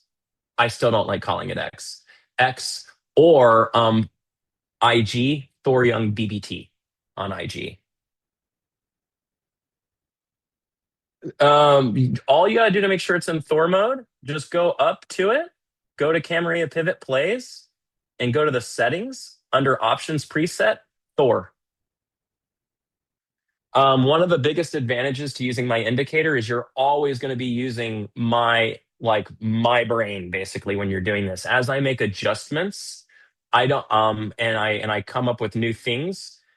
I have Bruz, my developer, actually will code those in, and then even if it doesn't change the underlying structure, like let's say I refine the play calling, right? Then it'll push that only into Thor mode. Right. So as long as you have Thor, you have my settings, and Thor mode will override all the native settings below. Right. So you can change all of these and it won't matter. But now, because it's going to use Thor mode, you can still adjust like your monthly pivots and your offsets and stuff like that. Sure, that's up to you. But everything else is going to be constricted to my settings. That way you don't have to ask me what my darn settings are. Right. It's the whole reason I did it. I got tired of people asking me for my settings. Right. So I'm just like, you know what? I'm just going to give you my settings every time. Right. Thor's brain is a scary place to go. Gator Don knows me well, and he can attest to this. It is a trip into a scary, scary place. And then my new indicator that I'm working on, that I'm hoping I'll be able to give to everybody soon. So right now on my screen, every indicator on my screen is my indicators. I don't use anybody else's anymore. So I've had Bruz has coded the Camarilla pivot plays. He's coded really key levels and adaptive ATR limits. And then my buddy Rob did the ghost candles. Right. So every indicator that I'm currently using are all indicators that I've personally been involved in having developed, which I really, really like. So the new indicator that I'm working on developing for everybody is called the BS detector. I really need to start trademarking some of this stuff. It's called the BS detector. And basically what we're doing is I'm counting, buying and selling, and weighing candle movement along with volume profiling in order to get the to give you an indication on whether we're buying or selling. Like right now, RTY on the session is still buying, but rolling is negative, right? So we're selling in the short term, buying in the long term, right? So it really kind of helps you, kind of helps you get an idea of what's going on over the day versus what's happening in the short term. Um, so thank you. I like the BS detector too. And then Ali, what bug?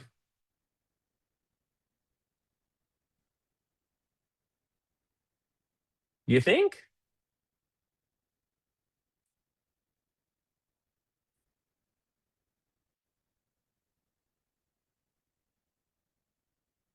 Okay. Yeah. Ali, can you email me the example? Thor at variabletraders.com, and I'll forward it over to my guy, and we'll take a look at it.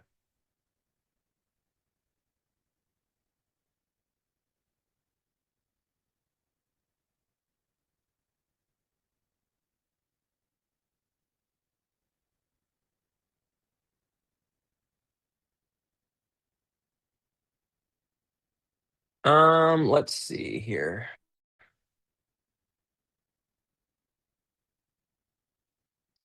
What's ATR low is 171.42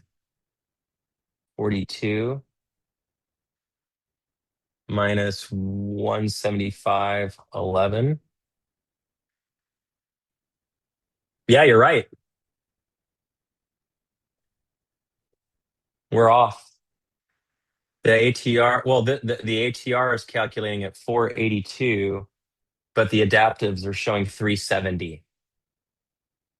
So let's take a look. Maybe we update it and we have a setting switch.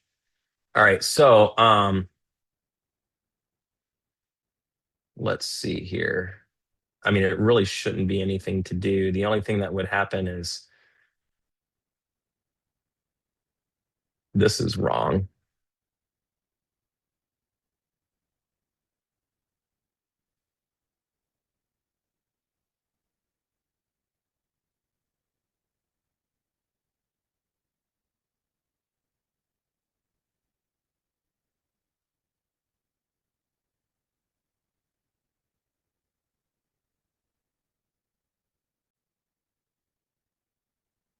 I'm just double checking, seeing if there's anything here.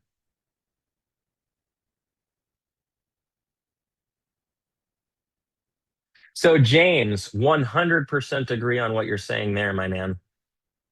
Um, so so I'm gonna Top Step for an example. I really don't mention much of the funded brokers because I'm not trying to um, steer attention, negative or positive, to anybody, right? So, but if you notice, like for instance, if you go to Top Step TV, Top Step, the funded broker, which I'm actually don't really like very much. They're my least favorite of all the funded brokers. They're going so commercial now. It's just kind of silly. Um, uh, And but they're putting all this attention into this, YouTube show, which is not going to make money. It's not monetizable. Their information isn't like that. So basically, all the people coming to their show is their user base, and you can tell they've got a strong user base. I mean, 5,000 to 10,000 people, I think, at least, are rocking through their shows. So you got to think about, imagine, run the numbers on this for me. Let's say, and I went and watched one of their sessions a couple days ago. And the first thing I heard, one of their lead guys that was on there, was he was bragging about that he had just funded another account after blowing up 40 evaluations or something leading into it. It's the most reckless and ridiculous trading behavior I've ever heard. And I can't believe that that dude's on a TV right now, like trying to teach people how to trade. So why does Top Step not care, right, that that's going on? Right? Well, they don't care because they want people to blow up their accounts. It's the only way they make money, right? They don't. There's no money being made in these funded brokers with shares going to the, or contracts going to the market. It's fake, right? When you're trading a funded broker, you're trading in sim, right? Every funded broker that you trade for, including bearable traders, you are trading in simulator, right? The evaluation is an evaluation sim, right? The only time you're not doing that is if you actually get into a proprietary. And guess what? Top Step Live, it's still sim. It's crap. I don't believe that they're sending shares to the market. I don't see the volume. It's not hitting the market. I still think it's all crap, right? So basically, they're just creating this illusion of market participation because they want traders to come in and blow up accounts, right? 100,000 account on those things reset for $50 every time you reset them. Imagine having 10,000 people, let's say 70 to 80% of them, which I think is a lean number, is blowing up their accounts on a regular basis, right? So you're probably talking about, you know, 40,000, 50,000 resets a month, maybe, you know what I mean? Or something like that, all at $50 a piece. It's a crap load of money, right? But it's the only way they make money, period. Right? They've got data subscriptions, data fees. There's no way their YouTube's covering the costs of that. The only thing that covers the costs are you blowing up your account, right? If you don't blow up your account, you start making money. You're making money from the pool, right? You're actually taking money from the other people that are doing their resets, right? Take profit's nice. I like take profit. Take profit is I have two take profits. I have three apexes and four apexes and one top step, which is a trade of it, which you can't get anymore. So as soon as I'm probably going to roll that one out because my payouts on top step are not good. So what do I mean by that? One of the things that you guys also, as you read the fine print, the more money you make, the more money they take, right? So if you start, and I have, I've grabbed well over six figures from them, right? So now I lose 20% every payout because of the tier I'm in, right? So, and that's the same for take profit, right? One of the reasons I prefer Apex for the futures brokers or the futures fundeds is because their payout stays at 90% for me, right? They never go higher than 10%, right? Where the other ones, when you're making 20 grand in a day or you're making 30 grand in a day, 10%, 20% to 10% is a big darn difference. You know what I mean? So I'm just not into it. Hi, Thor. Based on your experience, which month of the year is not good for trading? You're in it. This is the month. This is statistically during the third quarter quad witching is statistically by far the worst trading quarter of the entire year, right? Period. Without and so like if when these quad witchings like this happen and all this stuff happens, it's a really good time just to if you're going to take vacations now, right? This is when you take vacations. Hey, Sean, this is when you take vacations, right? During this time. Once Black Friday hits, they were saying, bruh, something about ATR wasn't calculating correctly on NVIDIA. You were showing that ATR high and ATR low looked like they're a little under $4 in the spread, but daily ATR is calling 482. So when I'm measuring ATR high to ATR low, I'm not getting that same figure. And I noticed when I went into the indicator after the update, that I could not select basic anymore. Or did I? Maybe I clicked the wrong thing. Hold on. There it is. Never mind. I have it right here. It's here. Never mind. I must have clicked the wrong indicator before. 4, 5. I mean, everything looks good, so I don't see any change. But anyway, that was what someone mentioned. I didn't really map it out. Hey, Nathan's in the house too. What's up? Yeah, I was looking at really key levels before because I'm special. Broadcom.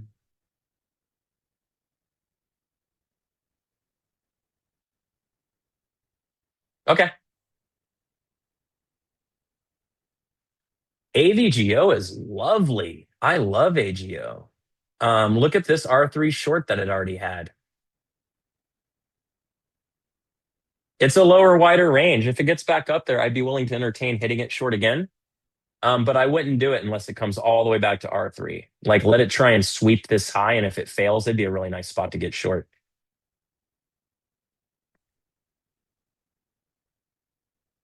RTY came almost all the way to my stop above ATR high and then sold. So if it comes back up from here, I'll just cut it, and I'll have at least made a little money today.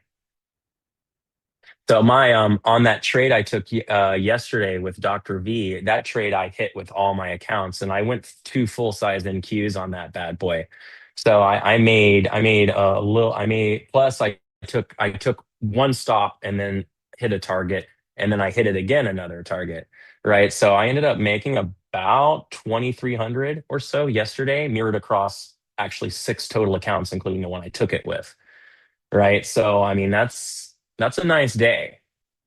You know what I mean? So I really only, for me, I'm really only trying to get like a handful of trades in. Like you really, once you're buying power and you start leveraging, you don't need a lot to make the money. Like I remember, being in a time period where, I was hoping to make $100 a day. You know what I mean? So, and it's like now I can make I have now made as much money in one day that I have made in an prior annual. Let that hit you, right? So let that hit you, right? When I first started trading, like my year 2, I think I made like 30 grand or something like that. My year 2. I move my stop on futures because I have a trailing threshold I have to worry about, Ivan. So I'd rather reposition it. Fixed. So what I'm doing, Robert, is whenever I do a payout, a percentage of that goes to me and a percentage of that goes to my IBKR. So I'm actually building my IBKR. My intention is at some point in time in the future, I will start coming off the fundeds and I will start using my IBKR exclusively. But right now I'm not doing that. And the main reason I'm not doing that is because I want to grow that account bigger. It's not big enough. I talk about this openly with everybody. I don't come from a lot of money, right? I grew up in a trailer on the edge of a farm. You know what I mean? So for me, I just, it's yeah. Ooh, Amazon just alerted. Um, let's see here, and I'll show you how to set the alert.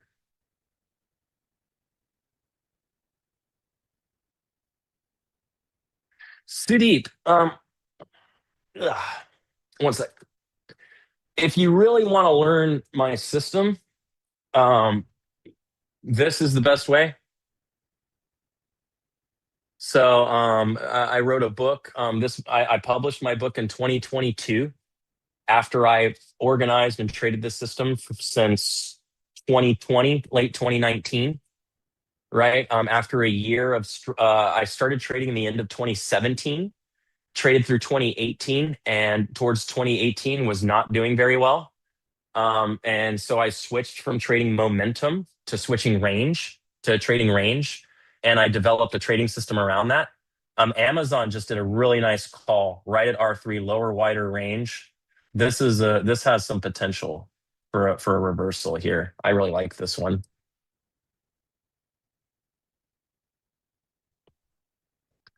No, I have an IBKR account. I've been using that for 6 years, or no, 8 years, 9 years. I've been using my IBKR account. So this trade that I took earlier, that trade mirrored into my IBKR. I'm just using a replicator. So, so on the alert, let's do the alert first. So I'll just build a new. So once you do create the alert, when you create the alert, it's going to pop up a box like this, right? You're going to want to select your entire watch list, so you don't have to do individual tickers. Select Camaria pivot plays, and then select any alert function call. I like using the 1 minute. The cams do not change based upon time frame unless you go big, right? If you go out to like a 60-minute chart, you start pulling time off of your daily, so you start getting different cams because it alters your open, lows, highs, and closes, right? So I recommend staying under a 60-minute time frame for cams. But I like using the 1 minute. The indicator, a complete day trading system. The end is the book. The indicator itself does measure volume and candle patterning, right? So it's only calling plays like that have a certain type of movement to them. Yeah, 30-minute max to be safe. I agree, Bruzex. Thank you.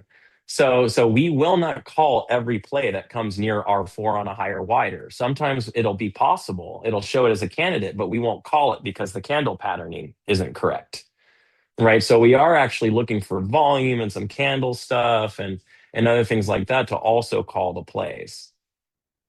So yeah. Amazon right now is buying too much for this short. It needs to consolidate more.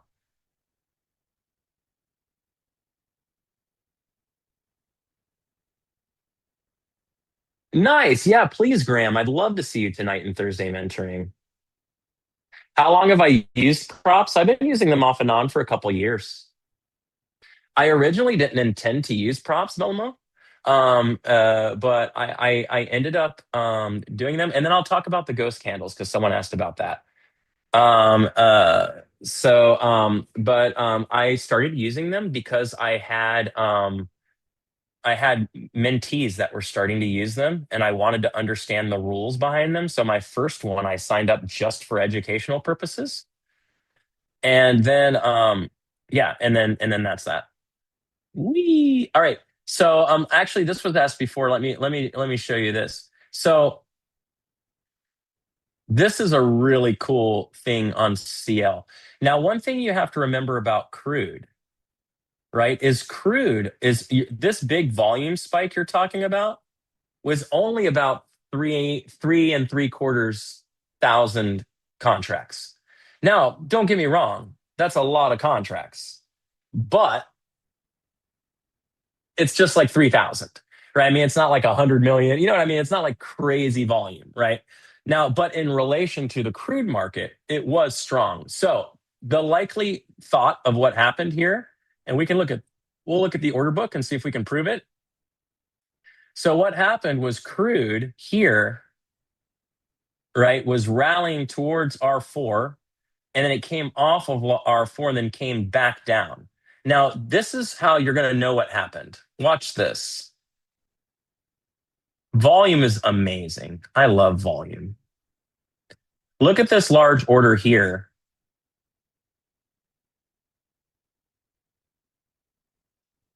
And look at this large order here. What do you find is interesting about those two orders? Leave it to the YouTube chat. Help me out here, people. What's interesting about those two orders?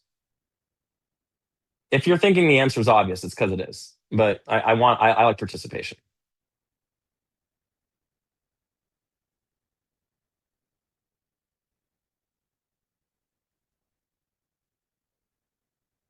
Hey, Beth, welcome. Welcome back. Good to see you.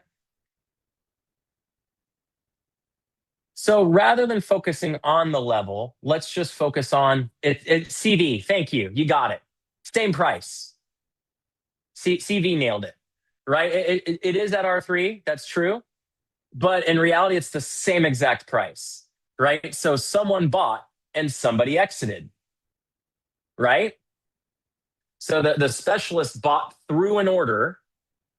As they bought that order, they pulled up and then they brought in another order to the downside. And then they went down and dumped into that order. So they found a seller that they bought and then they found a buyer that they sold into, right? So now this is a market structure shift. Exactly, Jose. So as we drop down, we consolidate for a moment on very low volume, and then that happens. That big manipulation there, it's not a manipulation, right? It's an exit, right? There was somebody, likely an institutional player, right, that had been holding those contracts that decided to get rid of them, right? And they decided, because they were at premium, that they were going to dump all of them on market order, right? So because they were dumped on market, the specialist was allowed to decide what to do with the orders. So if that was a giant market sell, right, the specialist decided to basically take that sell and offload it into the book and close lower, but they absorbed quite a bit of it too, right? So could this have been a buy that the market, absorbed? So to figure that out, let's go to crude and look. Because we can actually see this in the order book. We can see what happened.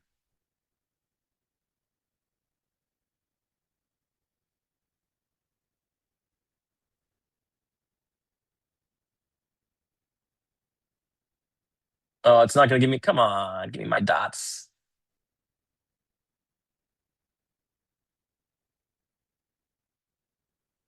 Oh, come on.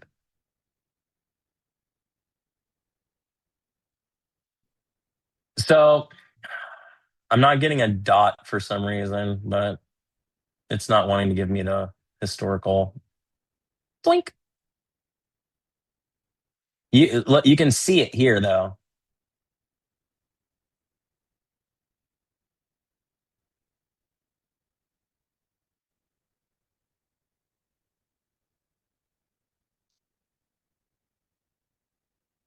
Trying to zoom. There we go. Look at this. Look at the structure shift all the way up and down the entire book.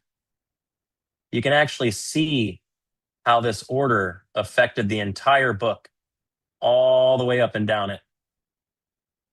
Right? So when this happened, whatever happened, it wicked up in here, and look, there's an order sitting there. So they threw some of that into that order, filled that, and then went to the downside. So it was an absorption event, right? So after we absorbed, then we started dumping, right? So, but now look how low the volume is, right? Because we're in a buying range. We've already exhausted our sellers. There was our seller, was here. We've exhausted them now. So to sell more, we actually need to get lower, right? We'll need to go through S4 to actually get more sellers to come in, right? So this kind of gives you an idea of kind of how and why that happened. Am I out of RTY? Yeah. Oh, what the heck? I thought I had an X. Didn't I have an exit in front of this thing? Okay. Oh well. Closed. I just closed it automatically. There. Momentum in, momentum out. Showing the high at R1 for Amazon. Let me look at Amazon.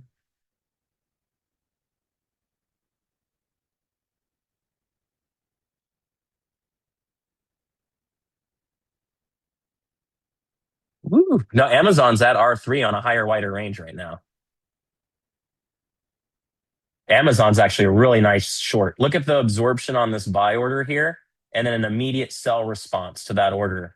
That's pretty good. So it could be different in DOS. I don't calculate my cams the same way DOS does.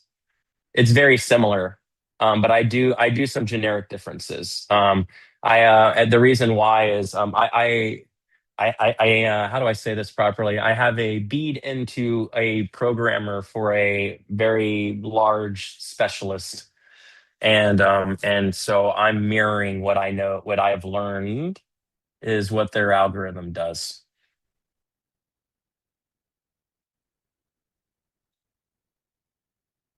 So this is a lovely spot. So far on the cams, right? The only call I've really gotten all day has been Amazon. CL called a while ago, but Amazon, since the open, I've only had a play call on one ticker. And that's this play call on Amazon. One of the things I've been working on with the Camarilla pivot plays in the latest update, and you'll notice that a lot less calls. I went through and we refined a lot of the rules and got them as true to the book as we can for now with the logic that we have in place. We're always looking to improve. But we got, the Thor mode is as true to the book as it's ever been. So this would be this would be the instance of you sitting around doing nothing for the first, 2 hours of the day, basically, to then get an alert and then pounce on it. Now, someone asked about my pre-trading route or my trading day routine. I don't have one, and I don't think you should either. So, as per usual, I'm a black sheep, and I go against everything everybody else is teaching you. Anybody got kids? Who in here has kids?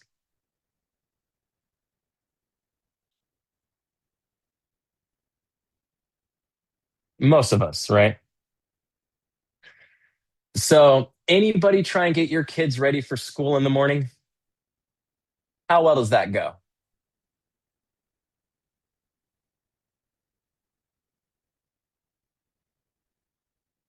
Right? So, what happens in the morning if you're getting your kids up and you say, we have to get ready this part by this part by this part by this part by this part by this part by this part by this part by this part? Get ready to be an upset parent, right? Just get ready, right? Nothing happens like that with kids. And it's yeah, exactly. And Dora, it's always kids are gonna central pivot, white cat. Kids are gonna basically push against everything you try and do, right? So but you have to kind of keep that in mind with your trading. You know what I mean? If you need a rigorous trading process in order to get rid of, don't have kids. Right. Don't like have a job in the morning. Don't have like anything else ever in any morning. Right. You're going to literally need to clear your entire book for like an hour prior to trading so that you have time to sit down,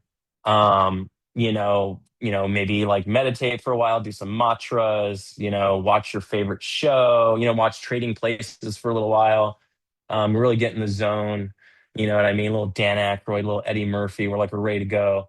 You know what I mean? And then start some trading, right? No, nobody in their lives are going to have time to do that. And honestly, you shouldn't want to. This is one of the reasons I've developed this indicator with the help of our guy Bruz, right? The reason why I've developed this indicator is because I have a life. I'm very busy. I don't have time to sit down and go through tickers. I don't have time to mark levels. I don't have time to go through watch lists. I don't have any of that stuff. Half the time when I'm not working with you guys, I don't know I've got a trade potential, right? Until I see this. Oh, it just cleared. Maybe it's on my iPad still. There, still on my iPad. And now we're all dead because I dropped it. Just kidding. Look here on my iPad. Look, there's the alert. Right? So if I didn't have to teach y'all trading throughout the day, guess how long I would be sitting at my desk? I wouldn't have sat down until that alert went off. Right? So for me, like I think that the more mechanical. So big shout out, by the way. Ivan, not really. I do have a developer on the hook, Ivan, that I'm going to try and get to. We have a version for TOS, but it's not the same anymore, so it's not really worth pushing. But I'll try and do that. But for those of you who missed it, especially BBT fam, Dr. V did a presentation last night that was just brilliant. and it talks so many different things, that really hammer in on these subjects. So I would go by and check those out. But one of the things that we really talk about is having a recipe, right? And really having a way that you interact with the ticker, because this saves you from that routine, right? 30 minutes, 45 minutes every day sitting down, but why not? The vast majority of your trades are all going to be on Mag 7, right? And so it's like, and the mag and those tickers set up and are managed well by the specialists. So why take all the extra effort of chasing all of these other tickers, doing earnings plays and all of that stuff? It's all terrifying, right? You're gonna target a ticker that's doing the one thing it hasn't done for an entire year or two, and then you're gonna try and force that into a trading system, right? And you're going to try, do all of these different things. And it's just very, very difficult. It's very confusing, and it's very, very hard to get an edge there. So I actually found it so difficult, I don't do it, right? So I'm speaking from my own experience here, right? I really found trading momentum and trading breakouts and trading things like that impossible. If I could have, if I did, I mean, I'd be doing it, right? So for me, I just never found the ability to make money that way, ever, right? I would get in too fast, I'd get out too fast. There's just too many different things going on. So for me, the ghost candles are here, but we had to move them private because they kept getting kicked. Go to my Instagram, AJ. And there's a private link linked on the profile of my Instagram, Thor Young BBT. Um, what cost should I expect with the current system you're using? My indicators are free. There's no cost. Trading View, depending on I have premium, depending on the subscription levels, a few $100 a year. It's actually quite cheap. If I pay less than a few $100 a year for Bookmap through Schwab. So I think, with everything, I probably spend less than $1,000 a year on all of my trading setups and indicators and everything at most. So, but all of the TV indicators are free for now. Oh, who knows? Maybe I take them away and make you pay for them later. You better use them now. Just kidding. Making you nervous. No, so the reason why I do this is because of this, right? I want you to learn it. I want you to read it. I want you to figure out how to get it going, right? And then I want you to have the indicators to help you execute it, right? So I built the indicators, specifically so when people bought and read my book that they would have an edge over everybody else. So I make plenty of money stock trading and plenty of money mentoring other traders. So I'm not really very interested in starting a software company, right? So I would rather just support the community. So the only reason that changes is if the management of the indicators becomes expensive, right? If it starts costing me money to keep them going and doing all those things, then obviously I'd need to charge. But right now, we're doing that, so it's all good. Bashan, hang tight.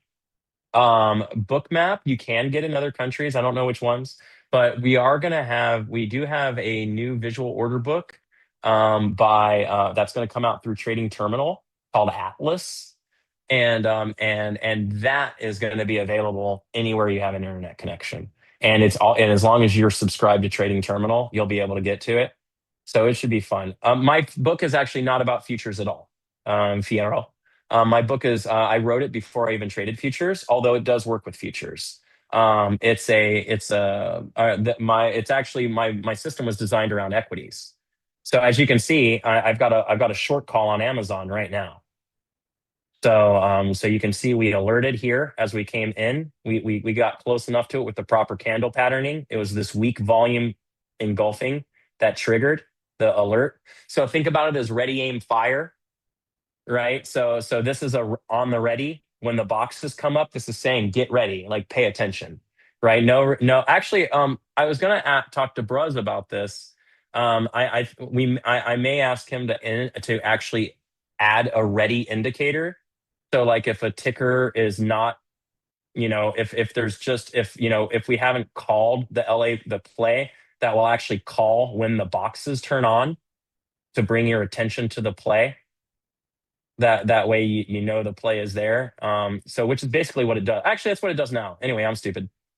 So basically, when this gets in the range and we call the potential play, this is basically like saying ready, right? So it just doesn't mean aim and fire, right? It's just ready, right? So you're gonna watch it now that the box is here. You can watch. So for me, I would want to enter any time inside the lower box, and my exit is going to go above the top of the box, right? So like if I entered this, I would be in somewhere right around here, right around 232.90, under 233, right? And my stop would be here. So my 4-to-1 target would be right at 230, right? So I'd be doing an R3 to S3 from here down to here, and that would be the play. But yeah, but eventually we're gonna try and add other criteria. And this is the part when I talk about like maybe they're not free forever. What may happen is we're working on a new, like, notice we're actually selling on Amazon as well. Of all the indicators we're watching, Amazon is negative on the session and is negative on its rolling. So this ticker is a short, and it actually looks like it's gonna sell. Right. So I haven't even looked at its book. My goal is to actually eliminate my need to read an order book pretty soon, just using my rolling indicator. So I may even not even need it. Oh, man. But yeah, so hopefully in the future, if we develop a higher version of this that actually will tell you when to fire, that would be that would be obviously something we'd probably have to charge on that just for the legalities, right? I'm not short on Amazon, but I called a short on Amazon. I'm not trading anymore today. So and actually it's a lean trade day. I only took one trade on RTY and I made about $100 on it, and it's done. So I'm just not liking this market. And I had such an amazing day yesterday. I don't want to hurt it today on non-standard stuff. So the rolling, so this is called the BS detector, buying and selling detector. So basically the rolling is a 14 candle average backwards, but it's my own brainchild on how we're counting volume and price basically, and assigning it a numerical value and weighing it. So it's pretty freaking neat. Our guy Bruz, once again, somehow taking something that's a figment of my imagination and hey, what's up, Syed? What's up, buddy? Took a figment of my imagination and turned it into something doable.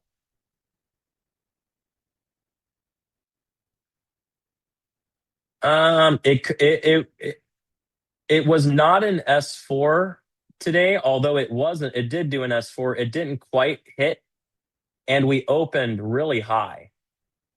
So it actually likes the R3 short because of the open price, not the S4. The S4 long is a lot less ideal in this, with an opening price being this high.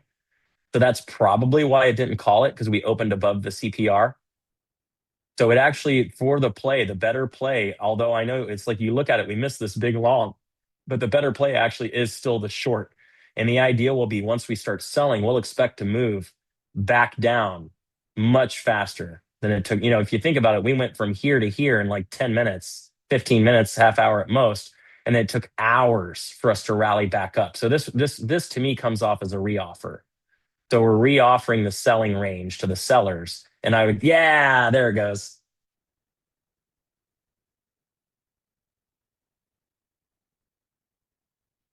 There it goes.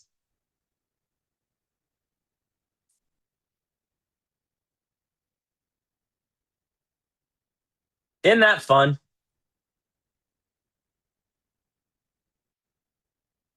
It was a short. Amazon was a short. It was a short. If I would have shorted it, it would have had to have been up here. I would have shorted it right around, just like right around the 232.95 area. I would have been short. Once it lost and then came back, I probably would have hit this high right here. This is the BS detector. Not available yet for public consumption.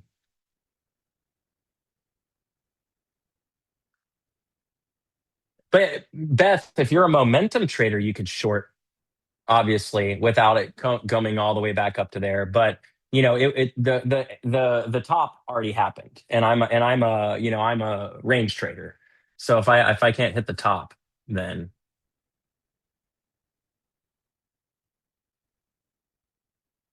no, I'm not in the RTY. I cut the RTY for like $100 profit. I'm just taking today basically as a no trade day. I tried the RTY. Why I really like it. It got up about 400 or 500 on me. But with the trail and everything, I wasn't really feeling it. I went ahead, with my trailing threshold on my futures ones, I will pull that in to range a little bit. So yeah, I'm okay. Amazon, I would be looking for a full move all the way to S3, maybe even S4. Yeah, I mean the target on Amazon is S4, and look where the ATR low is. Look how ATR low happens to be sitting right on S4, right? So if this turns into a short, that would be my expectation, a $5 move off the high, right? So it could be fun. I mean, it's a little late in the day, but we did make a new high of day. So we lost some statistical advantage there when we made the new high of the day, but all in all, still nice. How can we know what about Amazon?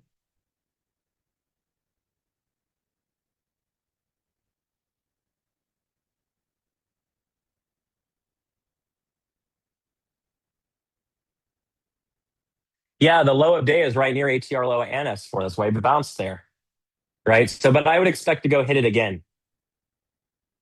I would not expect to break the low of day today on Amazon. I would expect to go hit it and then bounce off of it. The reason why is because it's a wide day.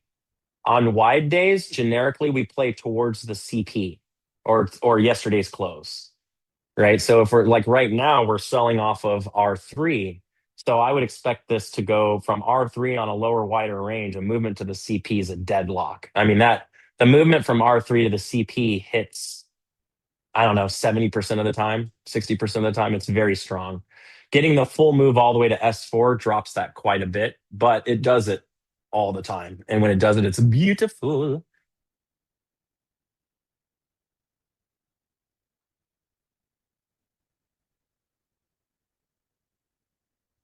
No, I did not enter Amazon, Bushan. I just called it, but it's definitely in the rule book. U.S. judge rules Amazon broke shopper protection laws over. Oh my gosh, shopper protection laws over Prime subscriptions on Amazon. Hold your position if you're short.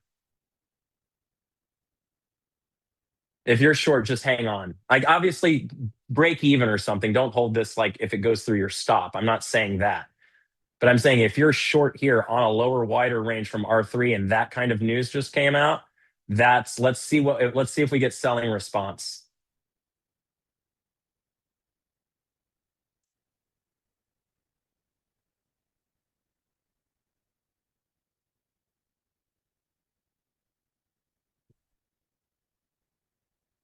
All right, we're getting some selling, but we're absorbing it right now. We may get a little offer of the open price. Like if it squeezes up, let's see if it offers the open price. Let me get Amazon's chart up.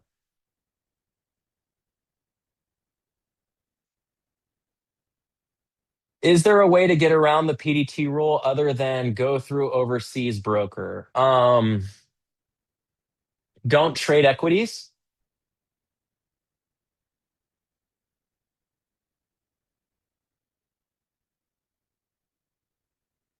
So like trade futures, no PDT rule on futures.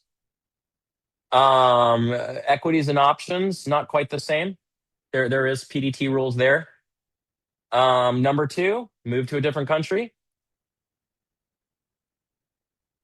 No, not a good answer. Okay, sorry. No, no. I heard Spain is lovely this time of year.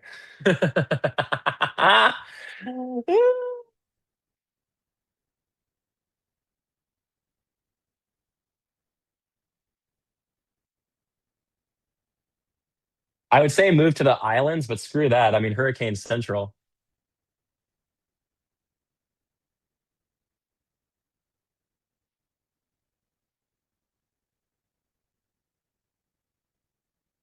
Nice, White Cat Labs. So the other thing about PDT, which is something important to talk about, is that it is going to likely go away. So keep that in mind, right? PDT, it is on the books. I do think our administration is going to try and help whack that.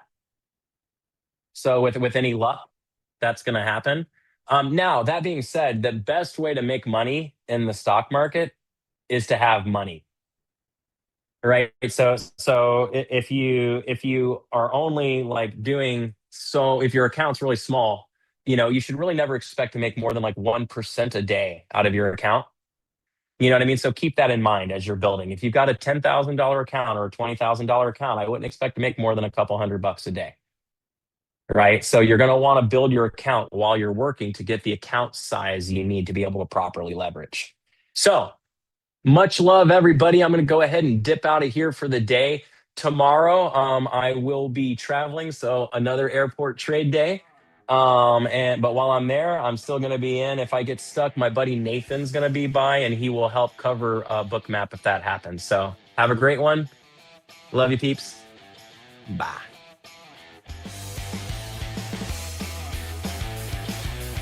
Bye.